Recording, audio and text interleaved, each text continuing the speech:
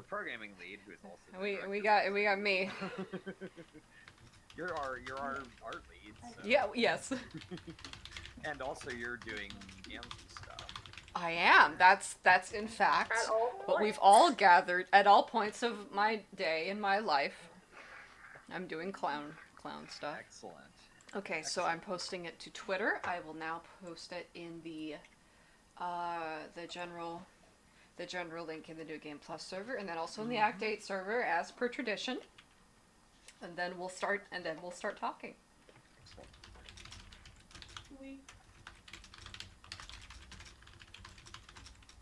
I should have expected the server to immediately be very active, but I wasn't, and now it is. I'm like, oh, a lot of people are excited about this, not just us anymore. It's almost like we just introduced 30 people into it. Right. It's like this is a big project.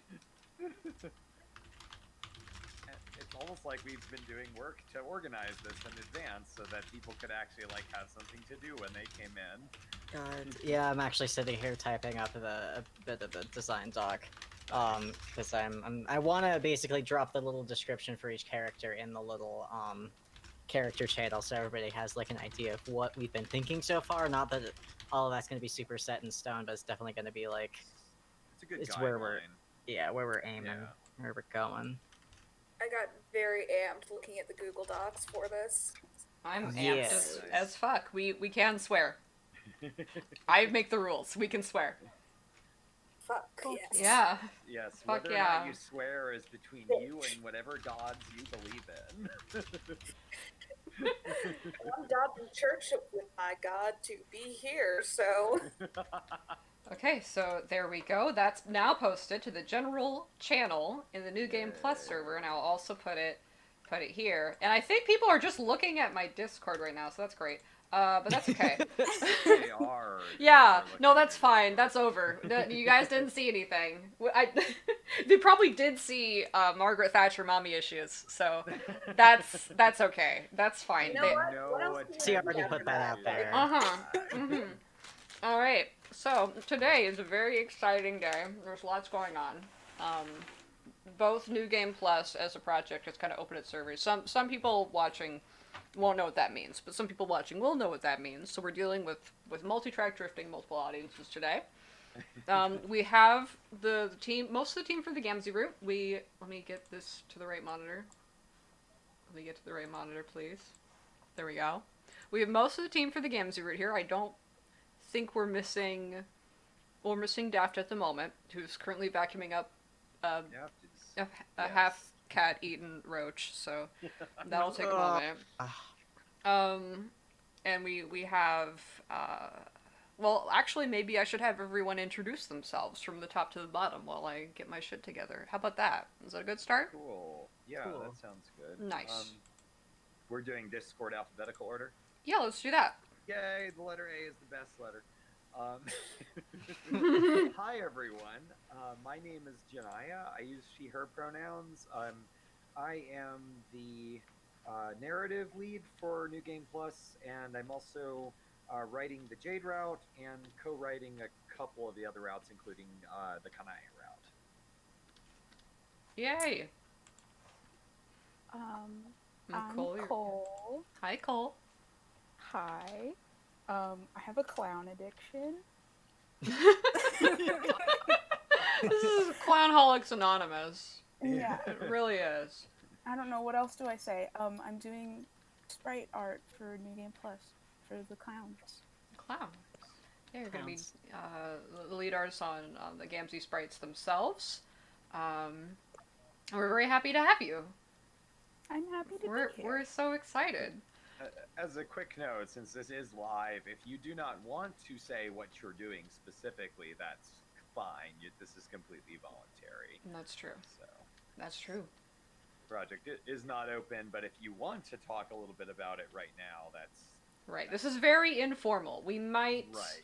Yeah, something I'll discuss with the other leads is we may have a more formal, specifically New Game Plus stream that the leads do to talk with just the New Game Plus people in the audience, if that sounds like a cool idea. I think that sounds like a cool idea. We'll come back to Daft when he's back, but Bucky, it's your turn. Oh, that's me. Hey, I'm Bucky. I am the main host of the podcast Will at Homestuck, and also the director of the whole. Wait, did I say co-host of Will at Homestuck or New Game Plus? You did. You said co-host of Will. I've already forgotten. Okay, cool. You said Excellent. Me too. Um, and I'm also the director on New Game Plus. The game like I sort of had the initial idea and then brought on our like core team of like 5 people, and we've been fleshing it out, and now we're excited to bring on all the cool artists and writers and programmers and musicians and everybody who's gonna make this cool speculative visual novel. Yeah, all the applications were really amazing. Yeah, and I'm comfortable saying that I'm doing the Jane route because I'm the Jane person. I like Jane. Yeah, like some of us have a brand. Yeah, yeah. It's good to have a brand. It's good to know what you're about. Oh, I'm next. So That's you. my name is Momo. You may know me from Act 8, which is the thing that I did that I'm doing it right now, as we speak. I've also helped with Vast Error and Act Omega. So, and some I know some of the people that are going to be involved in New Game Plus before they applied, but not all of you. And I'm excited to meet the new ones. I'll be serving as the art lead, basically just helping things go smoothly. There is a resource, some interconnective tissue for the artists on the project. And I do a little bit of everything as well. I do music, I know my way around some code a little bit, and I'm co-writing the games you root with Daft. So that's a holistic Momo experience you can expect from me. Nice. I feel like you're pitching us an MLM. I am. You can. This For is only yeah. $50 a month. Mhm. You too You too can get on the ground floor of the Momo product brand. It's a triangular 3-dimensional object, not a pyramid scheme. Technically, it's a tetrahedron. It's a tetrahedron. It does not have a square base. All right, get that right.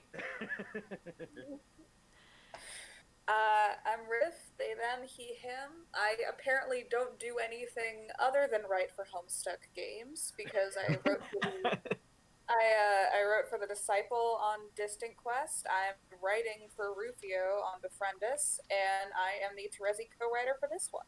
Yeah. Actually, you're more the Terezi lead writer. Yeah. You're the one we're all gonna kind of like defer to on the Terezi Right. route. Right. Like, Yeah, I'll 'cause- take it.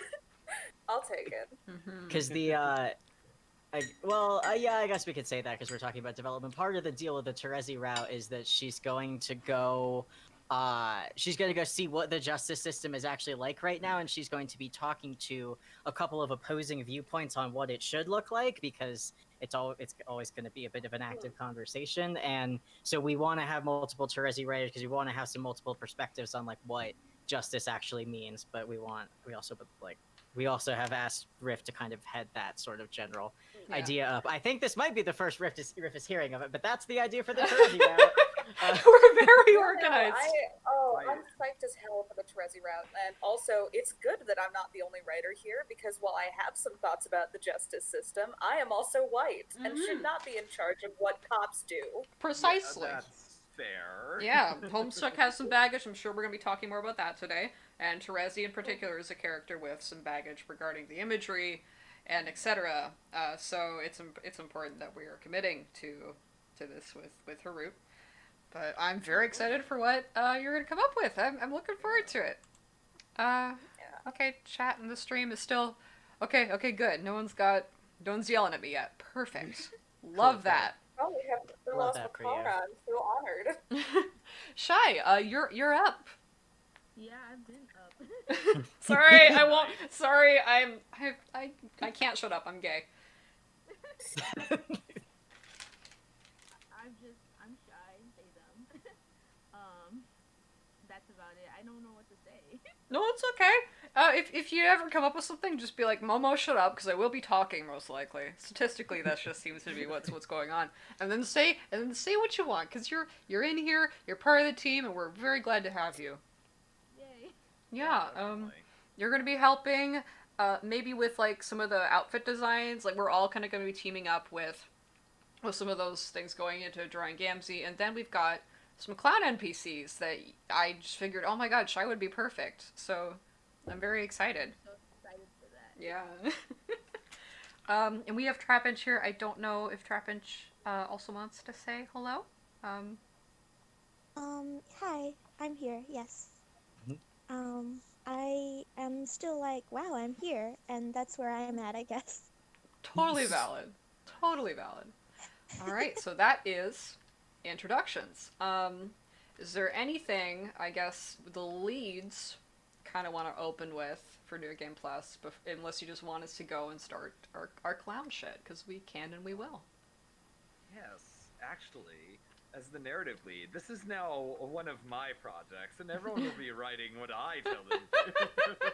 That's what communism means. That's what communism Wait, means, famously. Wait, the opposite of everything I just said. Yeah, I kind of like Momo said, like our general philosophy for like the teams and the leads is for the leads to be more of like an organizational resource than like we're not the ones who are like you're going to do this specific thing. It's more like here's the overall direction and how can we help you fit your vision into this whole big thing that we're doing, because we would like this to have we would like it to be a coherent experience, but also like we pick the people that are writing this stuff for a reason, and we want them to be able to tell like their versions of their story and fit all that together. Like that's one of the criticisms I've brought against PesterQuest specifically, is that it never really felt like a very coherent experience. It always felt like just, hey, write this thing, and they did it. And we want this to be something where you feel like you're being told a big story, but also like you're focusing in on these specific characters one at a time. You get to learn about them and what their deal is. So I'm really excited to see what people are gonna make and what they're gonna come up with. And I think like everyone that we've chosen to do everything is someone that we thought there's no one that's like, oh yeah, I guess they'll do. Like everyone, we feel like they have a real commitment to doing this in a way that's going to be cool, and I'm really looking forward to it. Yeah, everyone is here on purpose. Right. So yeah. Yeah, unsurprisingly, the clown team was the team that we like filled up, or we decided Pretty on fast. first. I have a strong clown network that I've curated. The underground. I've had to, The because we connections. are constantly dealing with just an onslaught of we are living, in fact, in a society. So yeah, it's kind of been what that's been like. I want to wait for Daft to get back. Yeah. Before I 10 talk years too ago, much. a group of clown likers was sent to time. we were, and I'm still here, and I'm not going anywhere. It's not happening. So Momo took Bucky by the hand and led them into a dark alley. I did. Knocked 8 times on a secret brick and exposed their underground network. Yeah. Call on your people now. Yeah, We have no, I need did. of you. I did. Yeah, we actually we did have a lot of discussions about getting people that would do justice to these characters, like actually treat them with some level of like consideration and compassion. And obviously Gamzee is a character who the official Homestuck narrative just decided it was gonna shit on just all the time.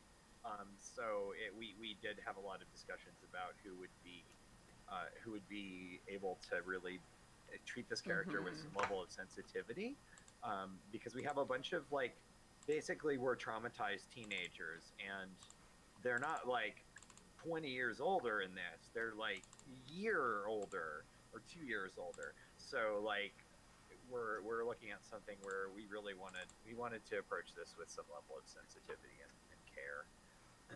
Yeah, Homestuck, it's a very, interesting work. I guess that's a way of saying absolutely nothing. But yeah. Homestuck is fascinating in the ways that I think it fails, or it gets kind of trapped in a perspective that I don't think is good. That's again, I haven't said much, but we're kind of waiting for my co-writer to get here because Daft is With cat issues. Daft is dealing with cat issues, and I don't want to just go off into Wild Blue Yonder without Daft there. But yeah, So I so would say it's better than many alive roaches. Like one dead roach is gross, Fair. but better than many alive ones. yeah, that's true. I'm trying to find a good. Also to the end, to bring it back to the conversation of Momo talking about, just interrupt me if I'm talking too much. At some point, Momo, you and I should do an episode of Will It Homestuck, because between the two of us, we will do an episode that is 9 hours long. We will. We won't be able to shut up. We're. Listen, I've been menacing Momo with doing a Hamilton Will It Homestuck episode. Yeah, I am, no, like, I'm gonna so scream creepy. and die the whole time. I'm gonna be so fucking mad. I'm gonna be so upset. Cause like, I like everybody else listened to Hamilton when it came out. I was like, okay, it's pretty catchy. And then I used my brain for a few seconds and went, oh no, oh no. And I didn't have that. It was 2016. I was a very liberal teenager, and I was I'm like, sorry. talking about the No, Hamilton. that's I'm sorry to fair. hear that. I hope you feel Uh, better. was I 19? I was 19, I think. Yeah, I was also. I wasn't like. I was also like leaning more leftist, but hadn't quite gotten a handle on it yet. And like I did eventually go, oh, maybe this isn't like great, but it took me a minute to Yeah, get there, and it I- was after I memorized all the words to the play. So like, Mhm. I Yeah, always the issue thought I was a 33-year-old, so I always thought the songs really slap, but the messaging was really gross and horrible. So Yeah, it's just. Yeah, so the issue is now I have a lot of family members who, like, one Oh, of the only interests they know me for oh is Hamilton. no. oh no. So they Oh, I'm- try to talk to I'm- me about it because they're trying to be very sweet and They're supportive, trying to, and like- I have there. Connect. I'm sorry about that. That sucks. Sorry to hear that. But to bring us back around, to keep us on topic, I think there's a fascinating relationship between Hamilton the musical and the current state of the Homestuck zeitgeist. And follow me here on this journey that we're going. So there's this push lately to say that Homestuck is very progressive, and in some ways it is, and in some ways it's making very progressive choices that are obviously great. But the problem is there are such deep core issues in the text that it is yet to address that unfortunately a lot of the attempts to be progressive are very revisionist and sort of whitewashing, just like Hamilton. So I'm getting a lot of the same vibes, unfortunately, from a lot of official Homestuck content, because I've seen how it's been negligent to very important perspectives. Homestuck is steeped in Americana. It's also an extremely American work. It's got a lot of very American tropes of media that are playing out, I think need to be challenged. So it's probably important to say to all the listeners out there today, the New Game Plus is encouraging and probably going to take on a sometimes very critical approach to Homestuck. Yeah, we're gonna make Dirk a mailman. That's... thanks for Hi, announcing your Daft. return. Hello, Daft. Good morning. I wasn't gonna get into that, but okay.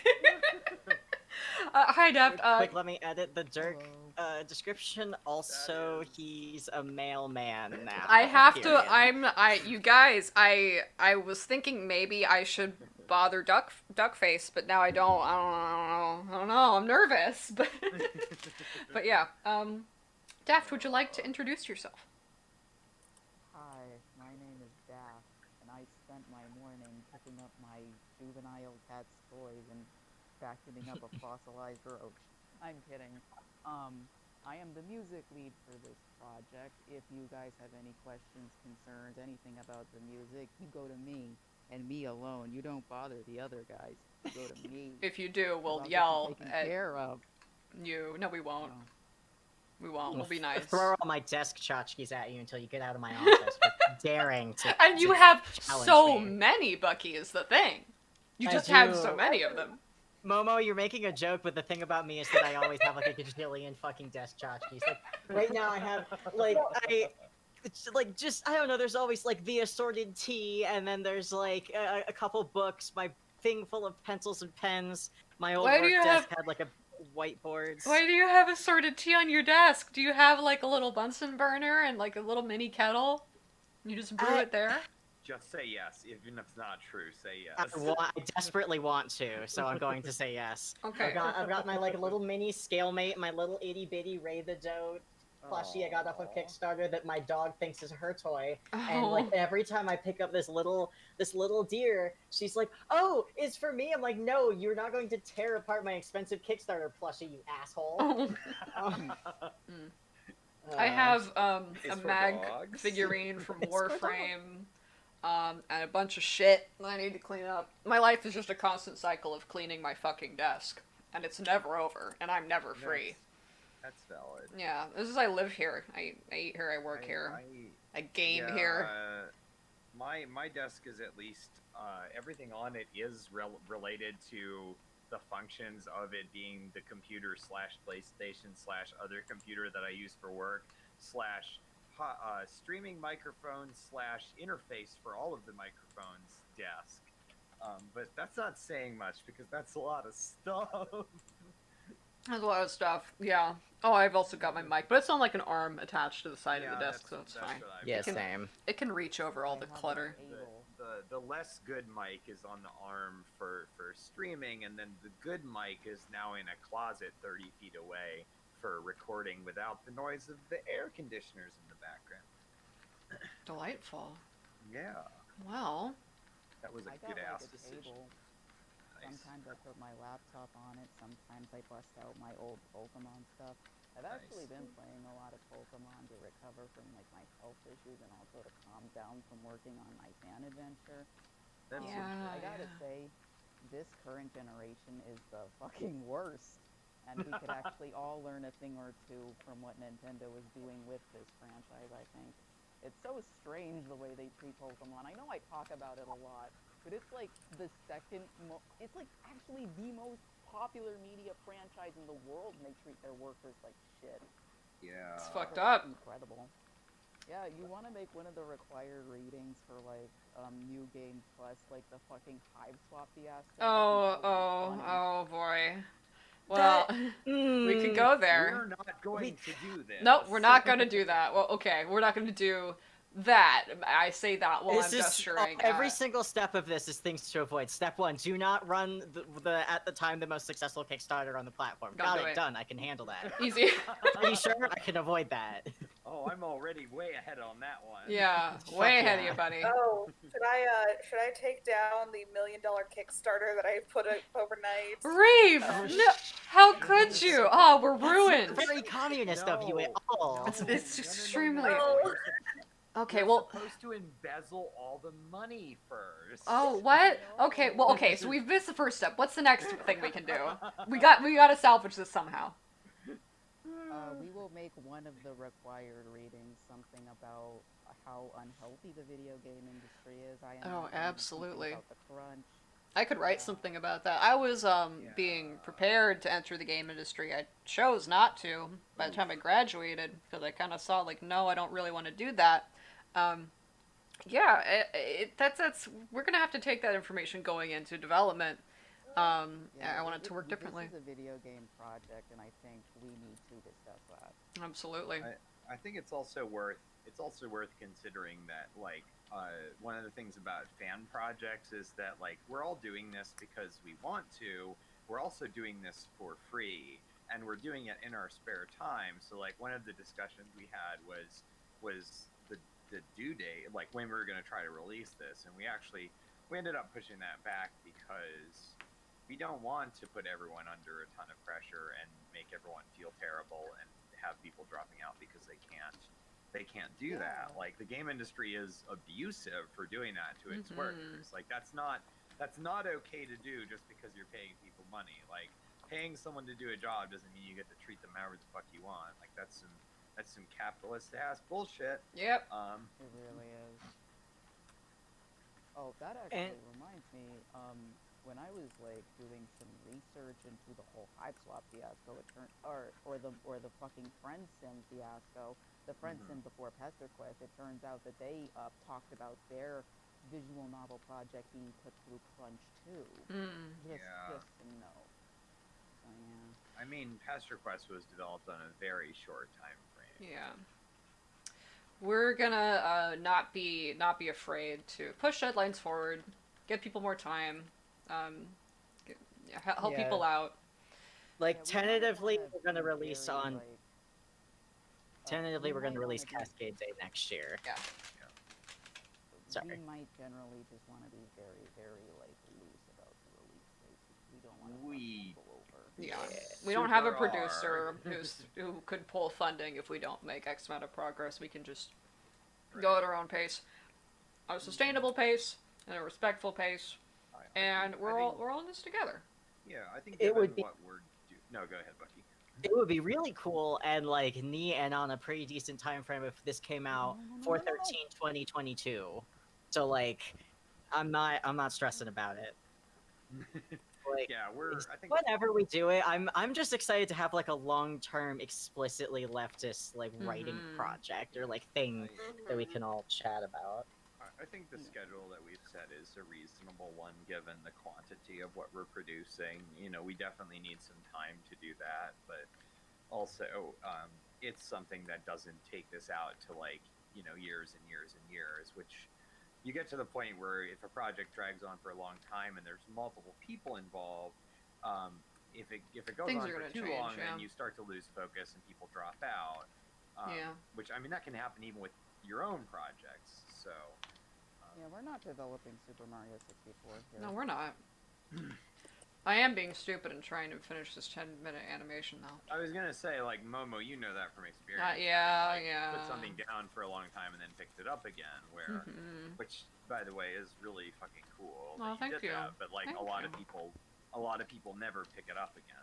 They're like, forget about it and don't ever go back to it. Like, I've got dead projects from years ago, not Homestuck related, but related to other things that I'll never go back to because I let it drop and then I forgot a lot of the details and just kind of moved on to other things. And like, I don't want to see that That happen with happens. this because we have a lot of people that are like, yeah, this is a cool idea, and I think that they deserve to see their work come to fruition. And I think it's really important to start making, you know, realistic, well-researched, intentional, speculative fiction about a post-capitalist world. I think we're ready for that. I think it's going to be, you know, important for people to kind of survive the coming century. Because shit's going to Yeah, get I weird. agree. Shit's going to get weird, guys. It's already weird. It's gonna get really fucking stupid. Yeah, it's gonna get weirder. Mhm. That's like I mentioned this in the server, but like one of the things there are a few things that inspired the creation of this game. One, the first 4 routes of Distant Quest, but particularly the Silences route, I remember playing that and going like, oh, this person like took the time to actually sit down and write like a really intensely emotional and like very clearly pretty damn leftist it's just like piece of Because writing Robin's about like brain is huge. yeah, fuck god, that was really really amazing. But like the Silences group all together, those 4 routes also were like just like the Silences was inspirational because of the topic, and all 4 of those were inspirational because they're like quality visual novel routes that were like meaty and took some time to dive into each of these characters. And I was like, oh, that's what I wanted the whole fucking time. Yeah. Why don't I just do that? Why don't you just do it? What if we just did that? What if we just We did don't it? What if we need just to- did it? Here's the secret about this project is that we didn't set out to explicitly remake Pester Quest, but the longer we're sitting here and sitting with it, it's like this is what we kind of wanted. Yeah. Not I don't want to remake Pester Quest in the sense that I want to go back and explore, oh, what happens if none of these kids played the game? Because like that's interesting, but that's not as interesting as what if Earthsea was communist? What if Earthsea What- was communist what- as shit? What if What our if Earth was victory communist? What if our for Earth was us? communist? Bucky, what if the means of production were controlled democratically and people's basic needs were met? Oh my god, What what if- if we thought in detail about what that could look like? What if the world wasn't run by like 2 vicious, imperialistic, violent, like huge fascist states? Fuck. Right. Shit. What if it was cans all the way down? Who's think cans? I think we're working on winnowing that down to one imperialistic violent state. Oh, excuse me. oh, fun. All right. So.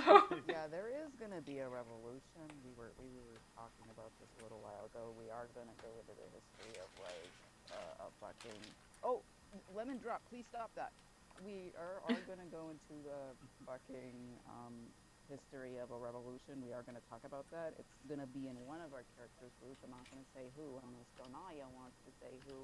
But we are gonna. It's explore gonna that be quite in a more bit. than one of them, I think. Actually, I think we're gonna probably end up dropping little bits and pieces here and there because we did have some writers talking about world building and like kind of the history of that. So I won't Yeah, go we're into a gonna lot of fucking- details because I think we are We're getting gonna into like fucking write a revolution here. But basically, yes. Like we've got a few people that are interested in knowing like how we got from point A to point B. So, Right. I won't drop any details. but Because yeah, because the idea is that like there's this historical materialism that communism, like the world's economy has to progress through capitalism, and that communism is, or the democratic control of the means of production is the quote unquote the end of history. It's a scientific approach to how that works, and you may or may not agree with that. We're not like holding all the contributors to one faction of leftism, but right.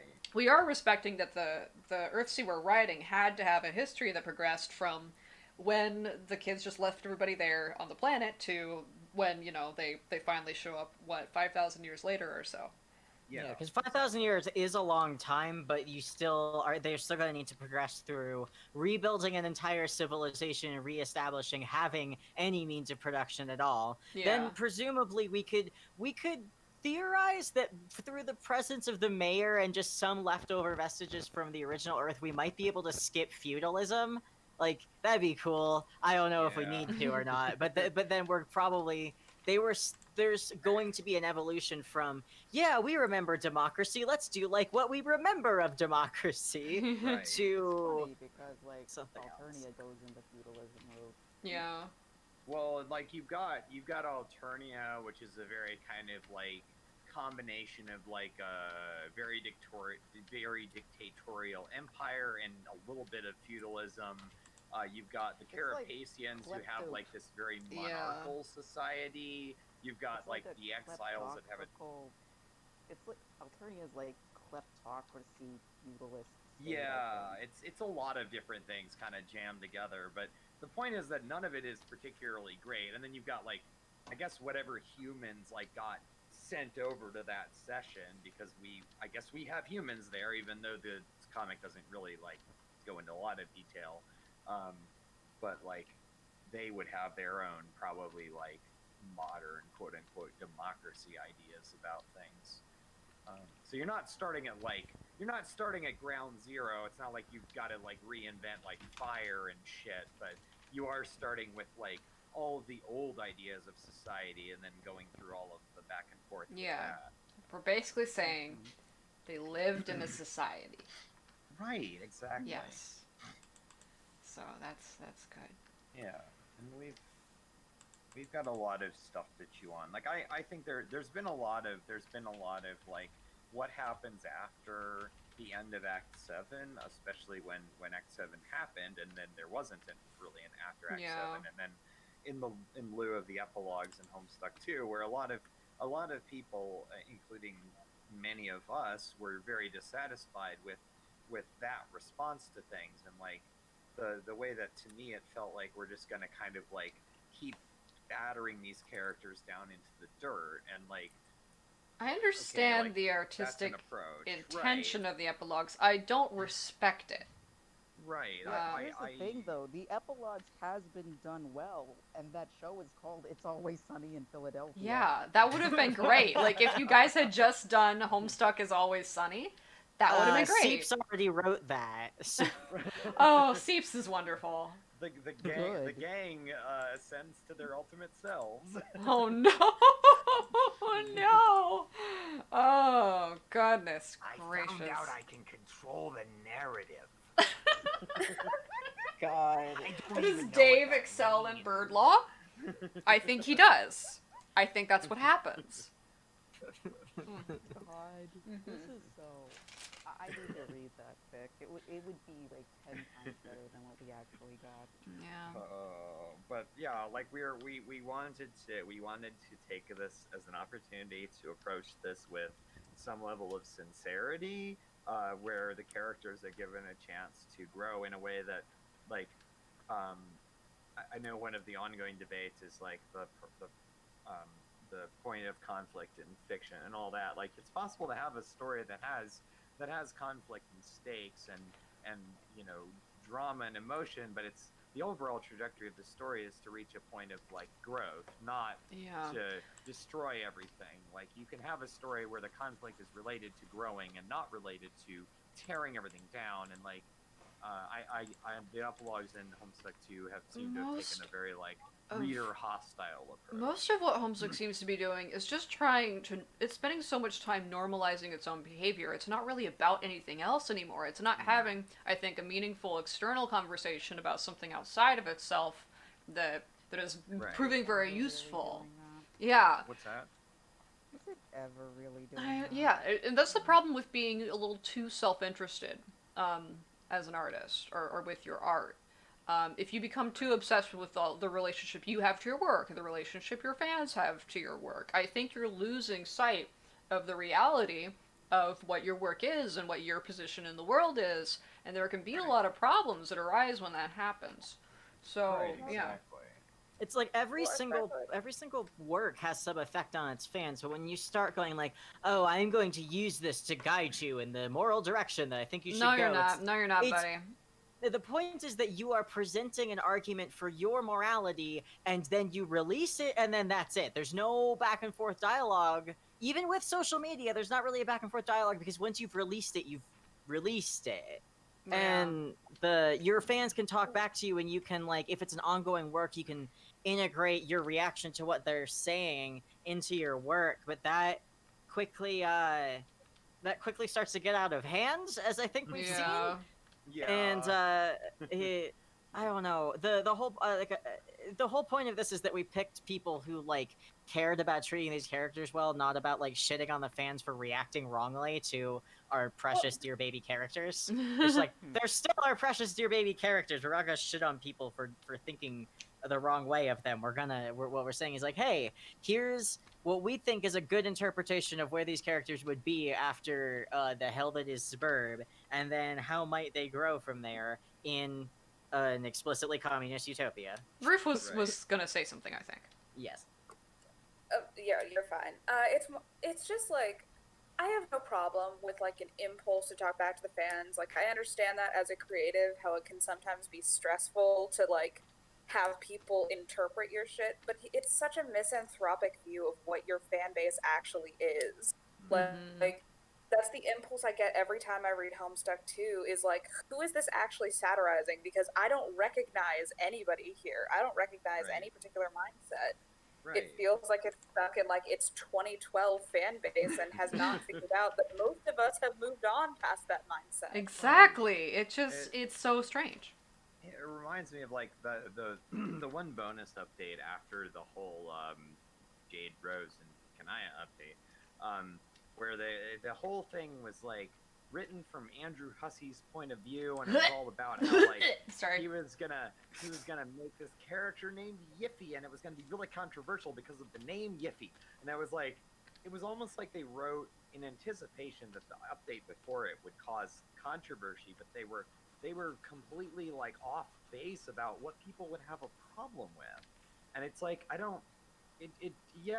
like Riff, the way you put it is really good. Like, it feels like they're stuck in this like 2012, like the fan base hasn't changed, and there's not a whole bulk of fan work that has sat with these characters for years and put a lot of time and effort into like developing them in different ways. And it's like, this is like, wow, this would be really like, not good in my opinion, but it would be really like edgy in like 2012. But now it's just kind of like, okay, this is sort of like a not particularly interesting take on all this. Which is what happens when like you simultaneously disconnect from your fan base for a few years, but also feel the impulse to comment upon it. It's like you gotta pick a struggle. And like a lot of the like Homestuck as an official property became very disconnected from its fan base. Like, you don't see like a back and forth. You don't see a sharing of like fan works or an involvement with the fan community or support for the fan community. And then you don't have a lot of like involving people that are part of that community who do work. Like there's one of the things that I've said a bunch is that the Homestuck as a fan community has an incredible bulk of creativity and resources for creation. Like we have a lot of people that do a ton of writing, that do a ton of amazing art, that do really, really cool music. That's like one of the things that stands out about Homestuck as a fan community. That do animations, that do these long comics, that address all of these different perspectives on the work. And like that kind of creativity is a resource. And the official Homestuck brand just kind of like, it doesn't even squander it, just kind of like pretends it doesn't exist, and that's fucking weird. It's weird. It's especially weird for a work that's supposed to depend so much on like fan engagement. Because like there's always been fan engagement with the comic. One of its claims to fame is that it started out as having inputs for the fans to having an input box for the fans to put in options or put in like requests. Right. So like it's weird that they're like, oh lol, actually there isn't any fan stuff going on here. Fans are just entitled and bad, and they need to be taught a lesson. If you think about it, fans are the real capitalism. Fans are the real problem. Fans are the real capitalism. Oh, sorry, Daft, you were saying something. I don't know where this attitude that the fans could actually change the fucking narrative of this story came from. Yeah.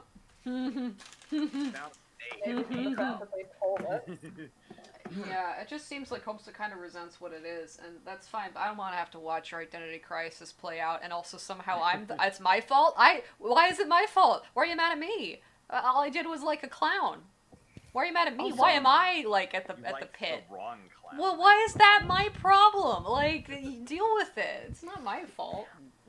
Also, somebody brought this up in the server, and I wanted to bring this up too. Is somebody asked why we included June, and I think, and like honestly, the reason is that Homestuck 2 didn't. Like Homestuck 2 hasn't included June yet, and I'm kind of pissed off about that.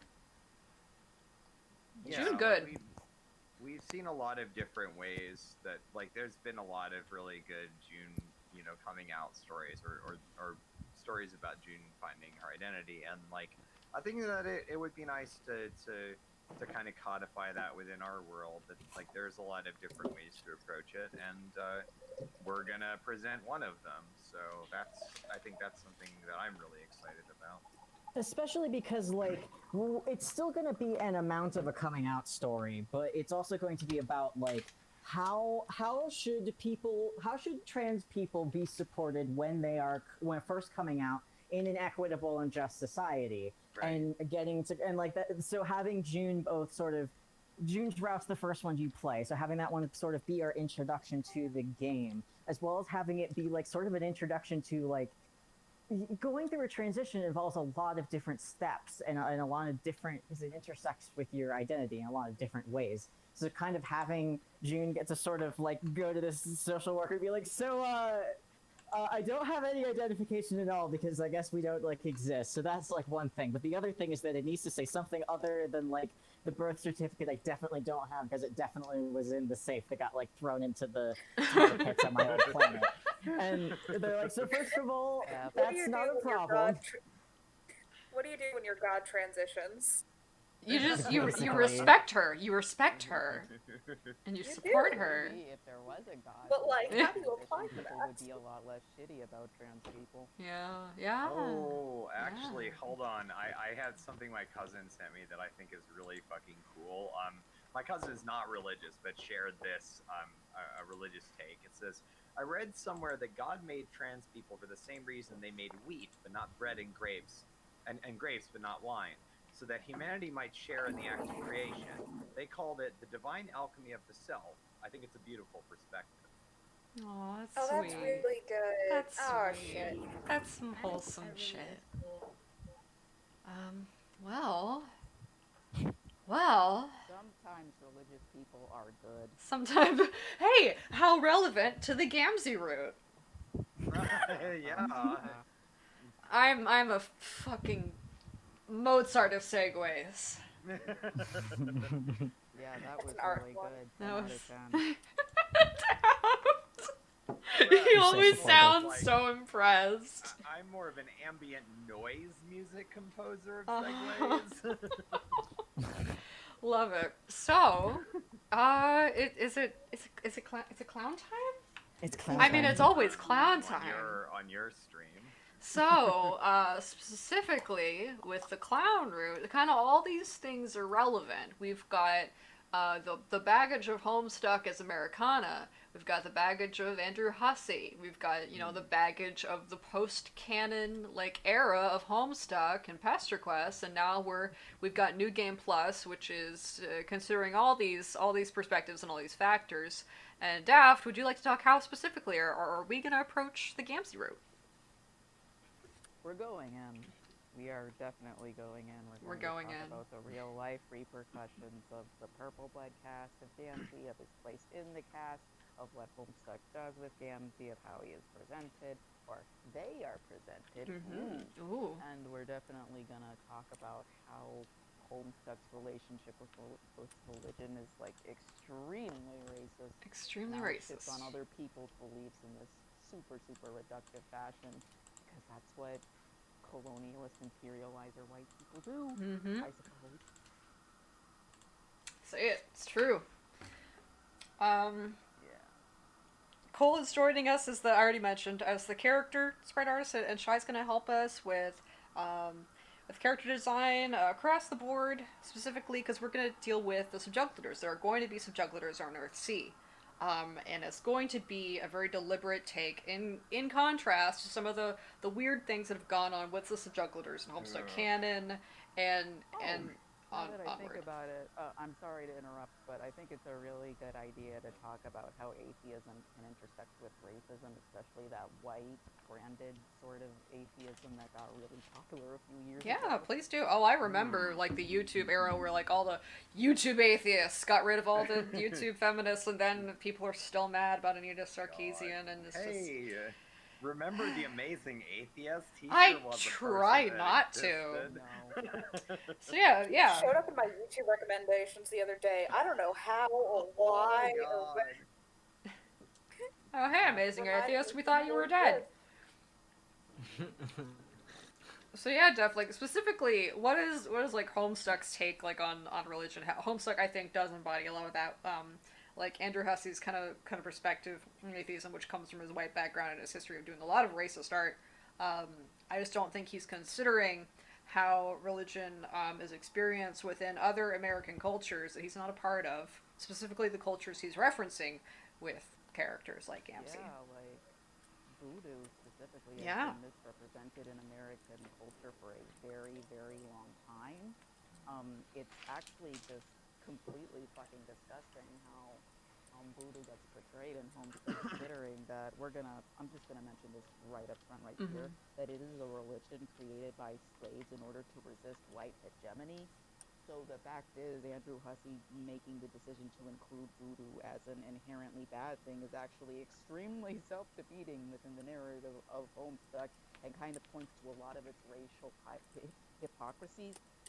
I'm a black person. I'm black and I'm Filipino. If I want to decide to be an atheist, that's strictly up to me. But if Andrew Hussey is out here saying that, oh, all religion is bad, shit-ass fucking piece of shit, if you think that God's gonna come and save you and you're a fucking idiot, then it is an inherently extremely racist ideology, considering that that the origins of a lot of this stuff don't exactly line up with what Andrew Hussey is being all of this is bad, except you're writing about how the system is bad. It's extremely self-defeating. I think it's a really good reading. To approach Alternia, sorry, Janai, I'm gonna go first. I'll fight you. It all comes back to Gamzee. It all comes back to Gamzee. Yeah, he's the super mega thesis of all of this. Homestuck continuously shitting on this one character just goes to show you how much it isn't on your side. If any one character is to point out the hypocrisies of Homestuck just simply by existing, it is Gamzee, because Homestuck even claims that he's the most important fucking character, and it's for these reasons that go unstated. I think it's a great read of Alternia and Lord English as, through the lens of Americana, kind of expressions about colonialism. We know that Lord English is supposed to represent, I think, in my opinion, all of the colonial forces in America's history and in its present, its imperialist attributes. Lord English is specifically, he's supposed to embody the text itself, the inevitability of the text, the failures and limitations of an author, of any given author, but specifically Andrew Hussey, trying to reflect on, the nature of authors. But, he doesn't go far enough. He doesn't realize that Lord English is packaged together with his, unfortunate habit of this extremely anti-black bullshit. So a lot of people look at Alternia and they can come to some conclusions, like, Alternia isn't actually a matriarchy because the Condis is just a figurehead being controlled by Lord English, who we know is a misogynist. So then you have to then look at... Sorry, should I stop or should I... I also want to point out, really, really quickly, sorry for interrupting, is that I don't think a lot of people have actually come to that conclusion, because I don't see a lot of takes on the Condis, but I think the general fan attitude is still like hot, sexy black woman who, is basically straight up Aunt Jemima, who will step on your toes and and you will kiss her because she's your waifu. She's your mean black waifu. Andrew Hussey can go to time prison. I probably should not be using that term. It's a racist term to use, it's just, yeah. It's the first one that came to mind. I am very sorry. I think you're characterizing a very specific kind of perspective that Homestuck takes. I don't find Homestuck to be a very feminist work, because I think... It's not at all. If Vriska is the epitome of your fucking feminism, then you got some serious fucking problems. Yeah. It's just the women who can succeed are kind of stuck to these very limited roles, and even then when they do succeed, they suffer for it in just a lot of ways that I just don't find palatable. But going back to what I was saying, so and this is going to come up, Def, in what we're doing. So if you then look at Alternia and you say, oh, the subjugulars are in power, or Condis is in power. No, the subjugulars and the Condis are anti-black stereotypes and caricatures that are used as scapegoats. They are absolutely scapegoats. Mm-hmm. So, and a lot of the fandoms talk, like the way they talk about the subjugulars or the Condis, I think is lacking in that kind of analysis that will really come to grips with kind of what's been done. Yeah, I'm eating my bagel. I think it's important to be aware of like where you're coming from when you're writing something, like what potential reads there are on it, what kind of coding is present, so that you can approach it deliberately. Like there's not to say like there's only one right way to approach this, but like there are definitely wrong ways to approach it. Yeah. And maybe like try not to do those. Also, I was just going to comment that like it is possible to be atheist without being just like a complete condescending asshole to other people. Like I don't know why that became like the brand for a while. Actually, yes, I do. It's because it was a bunch of white dudes that all felt like this was another way for them to feel superior about other people. And it's like you can be atheist without being like condescending towards other people's beliefs. I found that was a real problem with let's say left-leaning people in the late 2000s and early 2010s.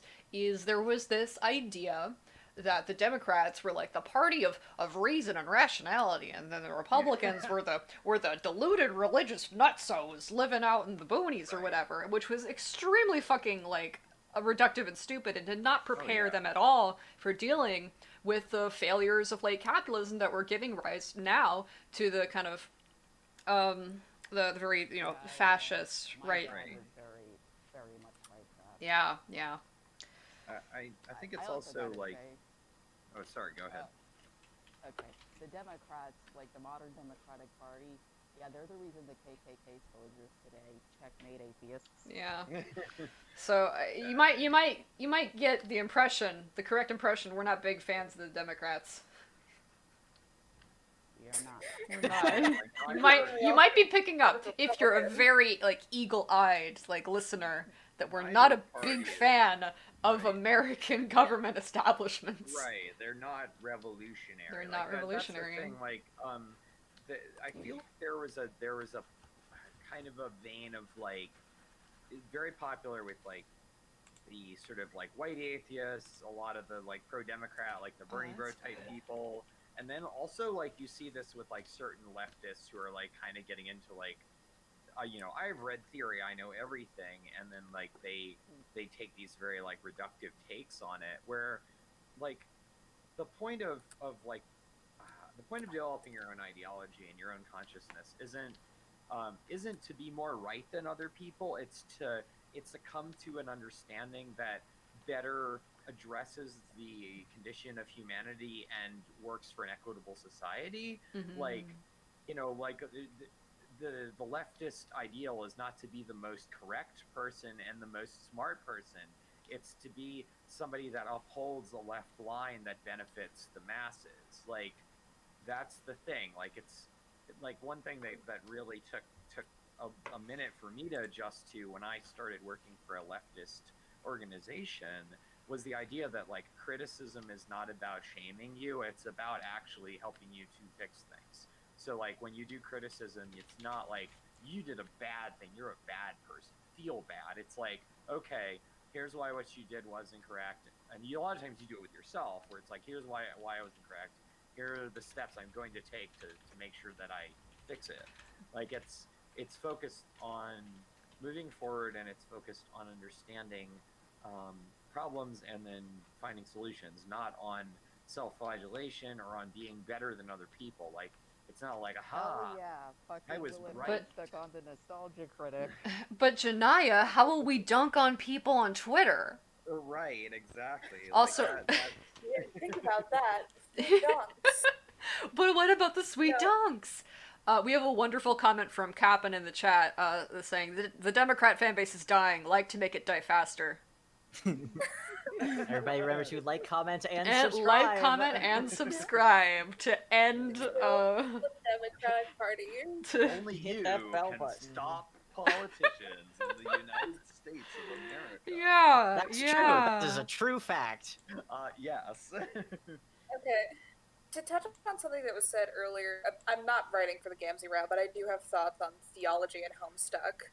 Of like, one of the things that like continually fascinates me is like Homestuck's fear of religion to me ties into like a broader phobia that Homestuck has of the idea of being dependent on anything.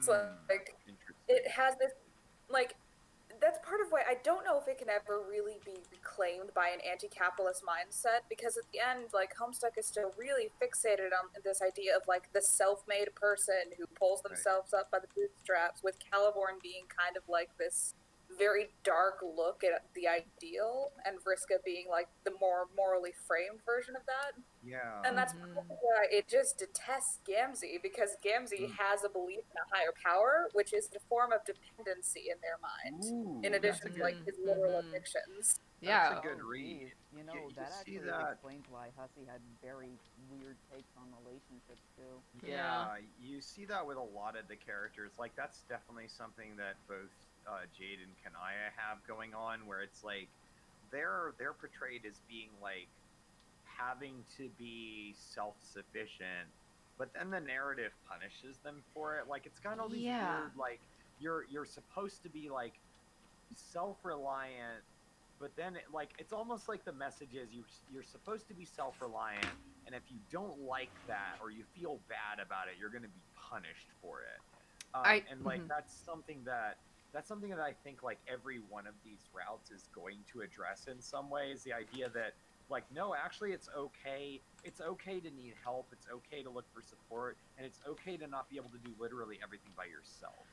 I think there's an interesting way that this kind of mirrors itself in Homestuck, where you have, there's this like, oh, how could you depend on anybody? But then there's also this deep fear of being accountable to anybody. How dare you need anything from me? How dare you have expectations of me? And that's totally unhealthy and totally incompatible with a society in which people meet each other's needs and support each other. It's ironically not compatible at all with a communist society. So that's why it doesn't impress me when I see Andrew Hussey holding like a Mao book that I don't even know if he's read. Like, that's just a photo op. It doesn't help me. I have some thoughts about that. Oh boy. because I'd say that the stripe of communists that I'm probably closest to is a Maoist, and like Maoism is very, very, very big on the idea of what they call democratic centralism, which is essentially like you have discussions to decide on a course of action, and then everyone is accountable to do the thing that you all decided on. Like, you don't just kind of run around and do whatever you want. It's like, okay, we've appointed leaders, we've appointed people to do a task, and that's their responsibility, and they're accountable to the people who they're leading, and the people that they're leading are accountable to them. Like, there's a lot of very like interlaced accountability, like the whole criticism, self-criticism as a weapon to combat negative aspects of who people can be is a very like Maoist Marxist style of approaching things. And like Homestuck is so antithesis to that. It's like I am 100% confident that he didn't read the book or didn't understand the book, because like that's the way that a Maoist organization is fundamentally run is to have accountability on every level to everyone. Like you're accountable to your comrades, and they're accountable to you. Like there's commentary in Mao's writing about how the person with the lowest job, I don't want to say the lowest member of the party because it's not a lateral hierarchy like that, but like the person with the least big job, like the person who's just like doing the most menial thing, has the same right as everyone else to go to the head of the fucking party if they have an observation about like, oh, you know, you're not doing the right thing, you're not upholding the left line, you're doing something that is bad in some way, and they have the same right as everyone else to approach that person and be like, hey, we should talk about this. Like you don't get to be fucking king because your job is more complicated. The sphere of dependence and real community commitment is just exactly that. It's the sphere of accountability. Homestuck, stop kinning Dirk challenge. Right. Stop kinning. Yeah, I was gonna say that specific iteration of Dirk that like we've seemed to have doubled down on. Like God. I'm still so mad that like that Dirk kind of just like spits in the face of the Dirk that had a conversation with Dave at the end of Homestuck. Right. Like I just like Dirk. So sorry to people who don't like Dirk, but I like him. But like he's so worried about whether or not he's going to be a bad person, and then like I'll bet for him he's gonna like be temporarily like optimistic after talking to Dave, but then go, oh wait, no, that version of me fucking sucks, so I must just be destined to fucking suck, and like spiral down into a little depression pit, and he needs to get out of there and get over himself. He needs to get out. He's probably gonna need some help. We're gonna get you out of there. I don't know if anyone's seen that video with the guy and the cat. You don't belong in there. I swear, we're gonna get you out. I'm sorry, but that version of Dirk is trapped in this hole. Oh, he's trapped Yeah, in there. he's still digging. His hole made for him. His hole made for him. I think all Dirks are dealing with that as an anxiety, but it's not valid just to let him wallow in that forever. Right. It's possible for the characters to grow in a way that doesn't result in them all becoming terrible people. Like, that's not the version that we've seen in the epilogues in Homestuck 2, but that doesn't mean that it's impossible. It just means that they went in a different direction, and I mean, it's not a direction that I like. Like, that's sure, whatever, you can do whatever you want with the characters that you're writing about, but I don't have to like it, and I don't have to engage with it. Exactly. Well, also, it's a little bit like that's where like a lot of the edgelord sentiments of early Homestuck went. I feel with this idea of like, no, you see, because it's realistic for them to end like this, because sometimes people get worse. And I'm like, Right. You're correct. But if I wanted to watch But people art get has worse, to be I would just intentional. log on and Art Facebook. has to be for a reason. You can't just say, oh, because this is what would really happen. Like, you're making something. You're creating it. You're accountable for your choices. You can't just make excuses like that. So, Riff, what you're saying is that we're looking at the universe where Karkat just like shares poorly sourced racist articles on Facebook all the time. God. Poor I Karkat. don't like it either, but like, this is the time. Karkat writes a 10,000 word essay about why you need to vote Biden. Right. We're in the Carcat timeline goes where to the the, Democratic like, National Facebook Convention. header is girl boss. As we're all just screaming over each other now, but That's the I'm- Carcat way. Carcat goes to the Democratic National Convention. He does. God. No, he does. He no, does. He does. He no. does. He does. Yes, yes, yes, yes, yes. That's real. Yeah. That's Well, real. I'm gonna come to your house and Do get it. you. Do it. I'm ready. Don't speak this into Carcat is a existence. Democrat. I am so sorry. Carcat's a Democrat. I mean, I'm sorry. yeah, at least in Homestuck 2 he is. Sorry, Carcat writer, if you're listening. This is up to you. But we're just Carcat memes. But writer. Crap, We acting need like to the talk. original. we no. Oh, okay. All right. No, we're No. not gonna do that. We're to not- Carcat, yeah, don't worry. Carcat fans. I mean, I think it would be very interesting to see him like be his very, what's the word? He's just. I'm looking for the word that starts with S. Surly. He's extremely surly about things Yeah. and very suspicious of this new society he's landed in because he has the right to be suspicious of societies. Right. He's lived in them. He's lived in societies. I mean, Alternia was so wonderful, and anyone would But- want But that to yeah, that's the problem though. continue. He was a big Alternia patriot and appeared to remain that way till the end of Homestuck. He never Right. reflected on it that we saw. Yeah, so there's gonna be a lot to unpack there. No Yeah. fucking Uh-huh. like Yeah. he's I like just the we, want to confront the Signless legacy. Like, I just want Yeah. that for him. Yeah, that would be nice. he may get to in this. I think part of what we're gonna do with him is he was gonna like get to this planet and be like, all right, okay, I'm ready to like join the army or like Yeah, join yeah. the police or something. And they're like, there isn't There isn't. He's like, one. We don't, what do you we mean? don't do that. How do you guys do all your violence? They're like, what do you mean? there's no what are you talking about? And he's like, oh no, Oh, no. I have been training my whole life for this. Oh no, what do I do? Yeah, and he would just, have real interrogations of, okay, how does this fucking work? What are you guys talking about? Like, no, there isn't an army or a police. Oh, all right. Alternia terms. The legislators are the executioners, then. Wow, I like how. And Terezi's like, get off my turf. Oh, yeah. Trolls are Yeah, fucked like, up. Let trolls be fucked up, you know?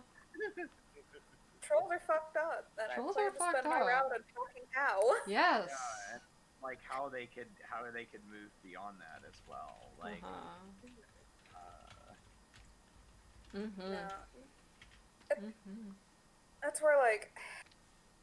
Okay, so my thing with the Terezi Pastor class route is, like, I know Sarah Zedek is capable of good writing, and that's Oh, part no. of why, like, we have a route... Like, I don't hate it. I don't hate it.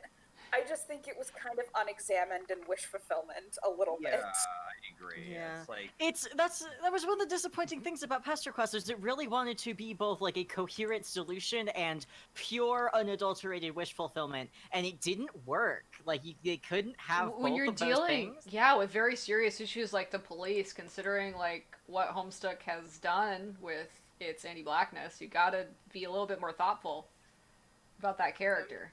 Not just Yeah. slap Gamgee onto a bad end, maybe. Yep. Just Maybe thought. don't do that. Maybe think about things. Maybe hire somebody who actually cares about Gamzee to write his route instead Maybe. of somebody who is purely neutral. Yeah, maybe. I don't know, they maybe. did it. They had a lot of people working on routes that were either I know or I suspect were just kind of like whatever about the character. Like, not that they hated them, but they're just like, I don't know who they are. I don't care. Like, I'm just gonna write a route. And like, you can be a good writer, but like, when you're dealing with fan work, I think it's interesting because like, if you don't give a single shit about the character or who they are, then it's gonna feel like you just slapped a name on some other, like, and you just slapped a name and a face on some original character, and like, Yep. you don't have the benefits of an actual original character where you have to like, you have to develop them as a character, or else no one knows who the fuck they are. But you don't have the benefits of fan work where the character actually behaves like their character to some degree. Like it's this kind of weird half measure where neither thing works, so it just kind of is bland. All right, everybody. Good news. Terezi is set up. Also, she's not dead. Also, she's not dead. Really? She's The not way it's dead been written, in I Act would've 8. Not That gets that. It's just you. And she's not dead. She just got knocked out. I made it very clear that Karkat gets the dead screen and Terezi just gets the knocked out screen. But she is just kind of, now in the dream bubbles going, oh, okay, that happened. All right, I'll have a little think here for a minute about that. In chat, we have Yeah. Karkat is the gem is my nightmare, and separately hire Black Gamzee likers for his best request route, for fuck's sake. I think I'm the only non-black person on the Gamzee team. So, Yeah, I believe Yeah. so. yeah. So there we go. Yeah, that was we a really, That, we that's really, it's a thing that should have happened a long fucking time ago. we really tried Yeah. to ensure that we had a real diversity on the writing team and the core creative team. Like, I know one of the issues, and I think Crow has specifically pointed this out on Twitter, that like shows will show, I say shows, but all media properties will come and they'll give like marginalized people, especially black people, roles as like artists on the show, but not as writers or producers in the sense of like making the show, showrunners. Where like, But then- if you don't have people on the core creative team that represent different like marginalized identities, everything is going to feel kind of like one-dimensional. Mm-hmm. Yeah.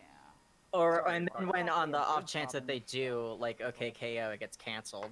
Right, exactly. Yeah, Aw. it's not allowed to exist. It's like it's the distinct minority is what I mean, as far as like that being a thing. And like we really wanted to have a diversity of people working on this project that had like different like life experience, different like identities, different like ethnicities, races, sexualities, like different kind of like everything, so that we had different perspectives on these characters, other than like Homestuck as a fandom has historically been very white, and like if you go outside of the sphere of like Homestuck Twitter, I would say very like cis heteronormative too, to be honest. Yeah. Well, I would say that the So, fandom's yeah. actually been quite diverse, but I've seen people be actively marginalized, so it seems like there's less than there are. Fair. Well, and I also think there's a lot of Homestuck fans that are like chilling on Reddit that are like cishet white people, and we might ignore them because we don't care, but also like they're out there, and like people deserve to have a voice that are not. I had to deal with a lot of cishet weird white shit from the Reddit when I first started yeah, Act 8. I will say, the Reddit has a very broad user base, so Right, not right. everybody there is like that, but the at the time, the moderation did not deal with the people that were like that, and it was creating like too uncomfortable of an environment for my friends and myself and the people who are working on the project, so I chose not to engage with them anymore. We'd like to actually give our writers a voice and our creators a voice. I say the writers because they're the ones who are like literally putting words in the mouths of the characters, but like the artists are going to be they have input in the process as well, and they're the ones that determine how things look, which definitely matters a lot.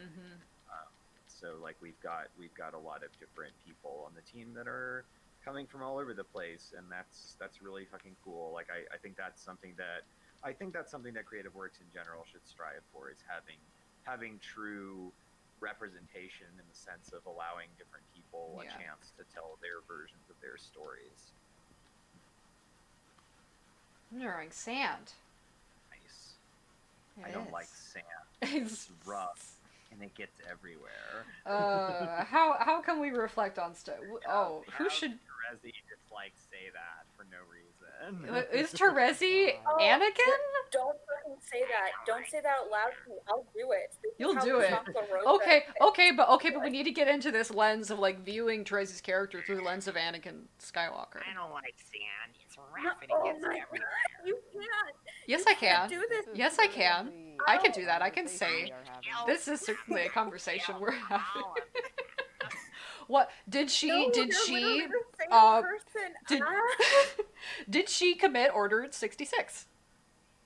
Anakin also did not commit Order 66. I'm so sorry, what I is don't know enough about a Star Wars. that little fucking casual. Who made the I'm comment sorry. that The younglings. The was younglings, Anakin? right? Anakin Yeah. killed the younglings. Someone said So it too, what was? Anakin. Yeah, Terezi, I guess. Terezi did kill children while she was a children. Terezi, no! No, Terezi really is Anakin. Oh no! no. Oh no! Oh I'm no! gonna So have does to that make say that Vriska the Padme? Lord Is now- Vriska Padme? Is Vriska Padme? No, Is Vriska it's Padme? Vriska Slighted. Padme. Vriska is Oh, Obi-Wan holy Kenobi. fucking shit! Wait a second. Like wait a 5 second, people are Vriska talking at Padme once. theory? What have I You done? are on to something. What have I Who would you done? to My call mic this keeps a peaking. I gotta turn this shit down. I'm too fucking loud Oh in my multiple God. senses of the word. Okay, I'm gonna make my case for Terezi being Anakin. Exhibit No, A, please she don't. has a sword. No. Exhibit B, Okay, runs out of the I'm room. convinced. I'm convinced. Exhibit C, orphan. Orphan, orphan. Exhibit D, orphan.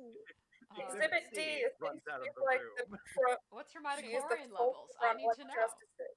High need to is know. that? I don't know how that works. High, they're very high. They're high. They're high. That's good, right? It's not like golf, right? Yes. Janaya, you're shit posting right Well, now. if I have this watched helps, 7 seasons of the think- Clone Wars animated series. I can make this real. Like, If this do it. fucking helps, Andrew Hussey once drew like a Star Wars fake poster for goddamn Homestuck, and Terezi was Obi-Wan. No. Sorry, No. Hussey, you're No. wrong. No. He's Get out wrong. of here. He's wrong. He's just wrong. Yeah. He's wrong. I fucking Boo. remember Boo. Andrew Hussey wishes he was Obi-Wan, but he's actually Jar Jar Binks. No, he's assigning Terezi Obi-Wan. Like, no. Oh, he's assigning Terezi No. Obi-Wan. No, that's just wrong. That's just wrong. no, that's Yoda, incorrect. if anything. Actually, She can be a little Yoda. I feel like Yoda No. should be like Calliope. you know what? Yoda's like complicit in war crimes, Yeah. just straight Right. up. Terezi, So, like, Terezi, yeah, I'll take right. it. complicit. Do don't. it. Caliborn. Caliborn Yoda? Yes. Yes. Caliborn yes. is Yoda. Yes. Okay. Yeah, alright, we're done. We can now quit New Game Plus and just do the Star Wars parody 8-year Oh, project finally. CGI movie. I hurt myself saying those Don't words. do that, please. I'm Well, upset. I'm telling you, you are both Dude. shit posting right now, but I've got a Darth Maul hyperfixation that's about to rear its ugly head. Go for it. Oh, I should who's do, Darth like, Maul of swirly Homestuck? thingies. Me. You're actually Darth Maul is like murder stuck Gamzee, where he's What? just like hollowed out as a character so he can kill lots of people. Like Maybe. No, the thing is, Murder Sir Okay. Gamzee was actually like dealing with some real shit. It was Yeah, it but the kinda was like, narrative oh, I know, but it fucked ignored up it. after. It fucked up after. That's Murder true, Stuck that's was actually like, oh, that gives you some things. Like that was what I really liked Gamzee as a character. After that, I was really interested because we were dealing with something kind of complicated. and then we're just like, lol, And it no, was like, he's just fuck evil you now. fuck you He's- for not being me and having expectations that I don't want to meet. This is somehow I need to now punish you. It's like that's okay. It really was like, okay, so you know how Homestuck does goofs and makes them deep later? Yeah. It's really mad at you that you thought it was going to do the same thing with the murder clown goof. Yeah. You're like, how did you not know this one was just a joke? This one was just a joke. It really did set me up to fail because we had the whole thing first with like Bro's abusive Dave, and that was initially like, oh look, this is, you might think we're not being serious about this, but later on we're gonna take this very seriously. So it's like, oh okay, this is gonna, you're setting me up how to read Homestuck. In Homestuck's first scenes, in anything's first scenes, it's supposed to be teaching you how to read it so that you can establish like a working relationship with the text that's going to be functional for both the author and the reader. Like one of my favorite fucked up, weird, possibly bad movies, Assassination Nation, does this expertly in its first scene where it's got like a toddler writing down like an American suburb with this weird mask on and everyone's wearing these weird masks and there's this cheesy voiceover that like, I know everything here looks like it couldn't have happened, but I swear it's all true. And that tells you right away how this story is going to work. It's a hyper exaggeration of a real facet of American culture. And they keep telling you that through the movie. This is what this is doing. This is how you could read this story. But Homestuck's just like, what? No, I don't have attributes. How dare you accuse me of having attributes? You're toxic. I'm going home. Fuck you. I'm gonna create an XP of you to dunk on in my fan work of myself. Yeah, no. Like, I'm writing a paper. Good. Okay, I was gonna say I watched Assassination Nation because one of my former roommates really liked it, I think and I like it. she uncritically stands this movie. You can't uncritically stand. It's a little fucked up, but like It's like a little it. fucked up is the thing Yeah. about that. I did really enjoy it. Like the thing is that there's like the power, like the power walk of 4 teenage girls like having like killed a bunch of fascists. Very good, especially when one of them is a trans woman played by a trans woman. Very good. I like these things, but like it was exaggerated. It was very over the top, and that was kind of the point.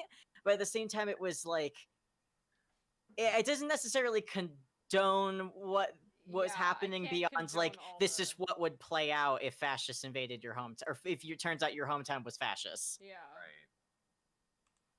So it's a lot as a movie. If you watch it, you'll see it with your eyes. Fair warning.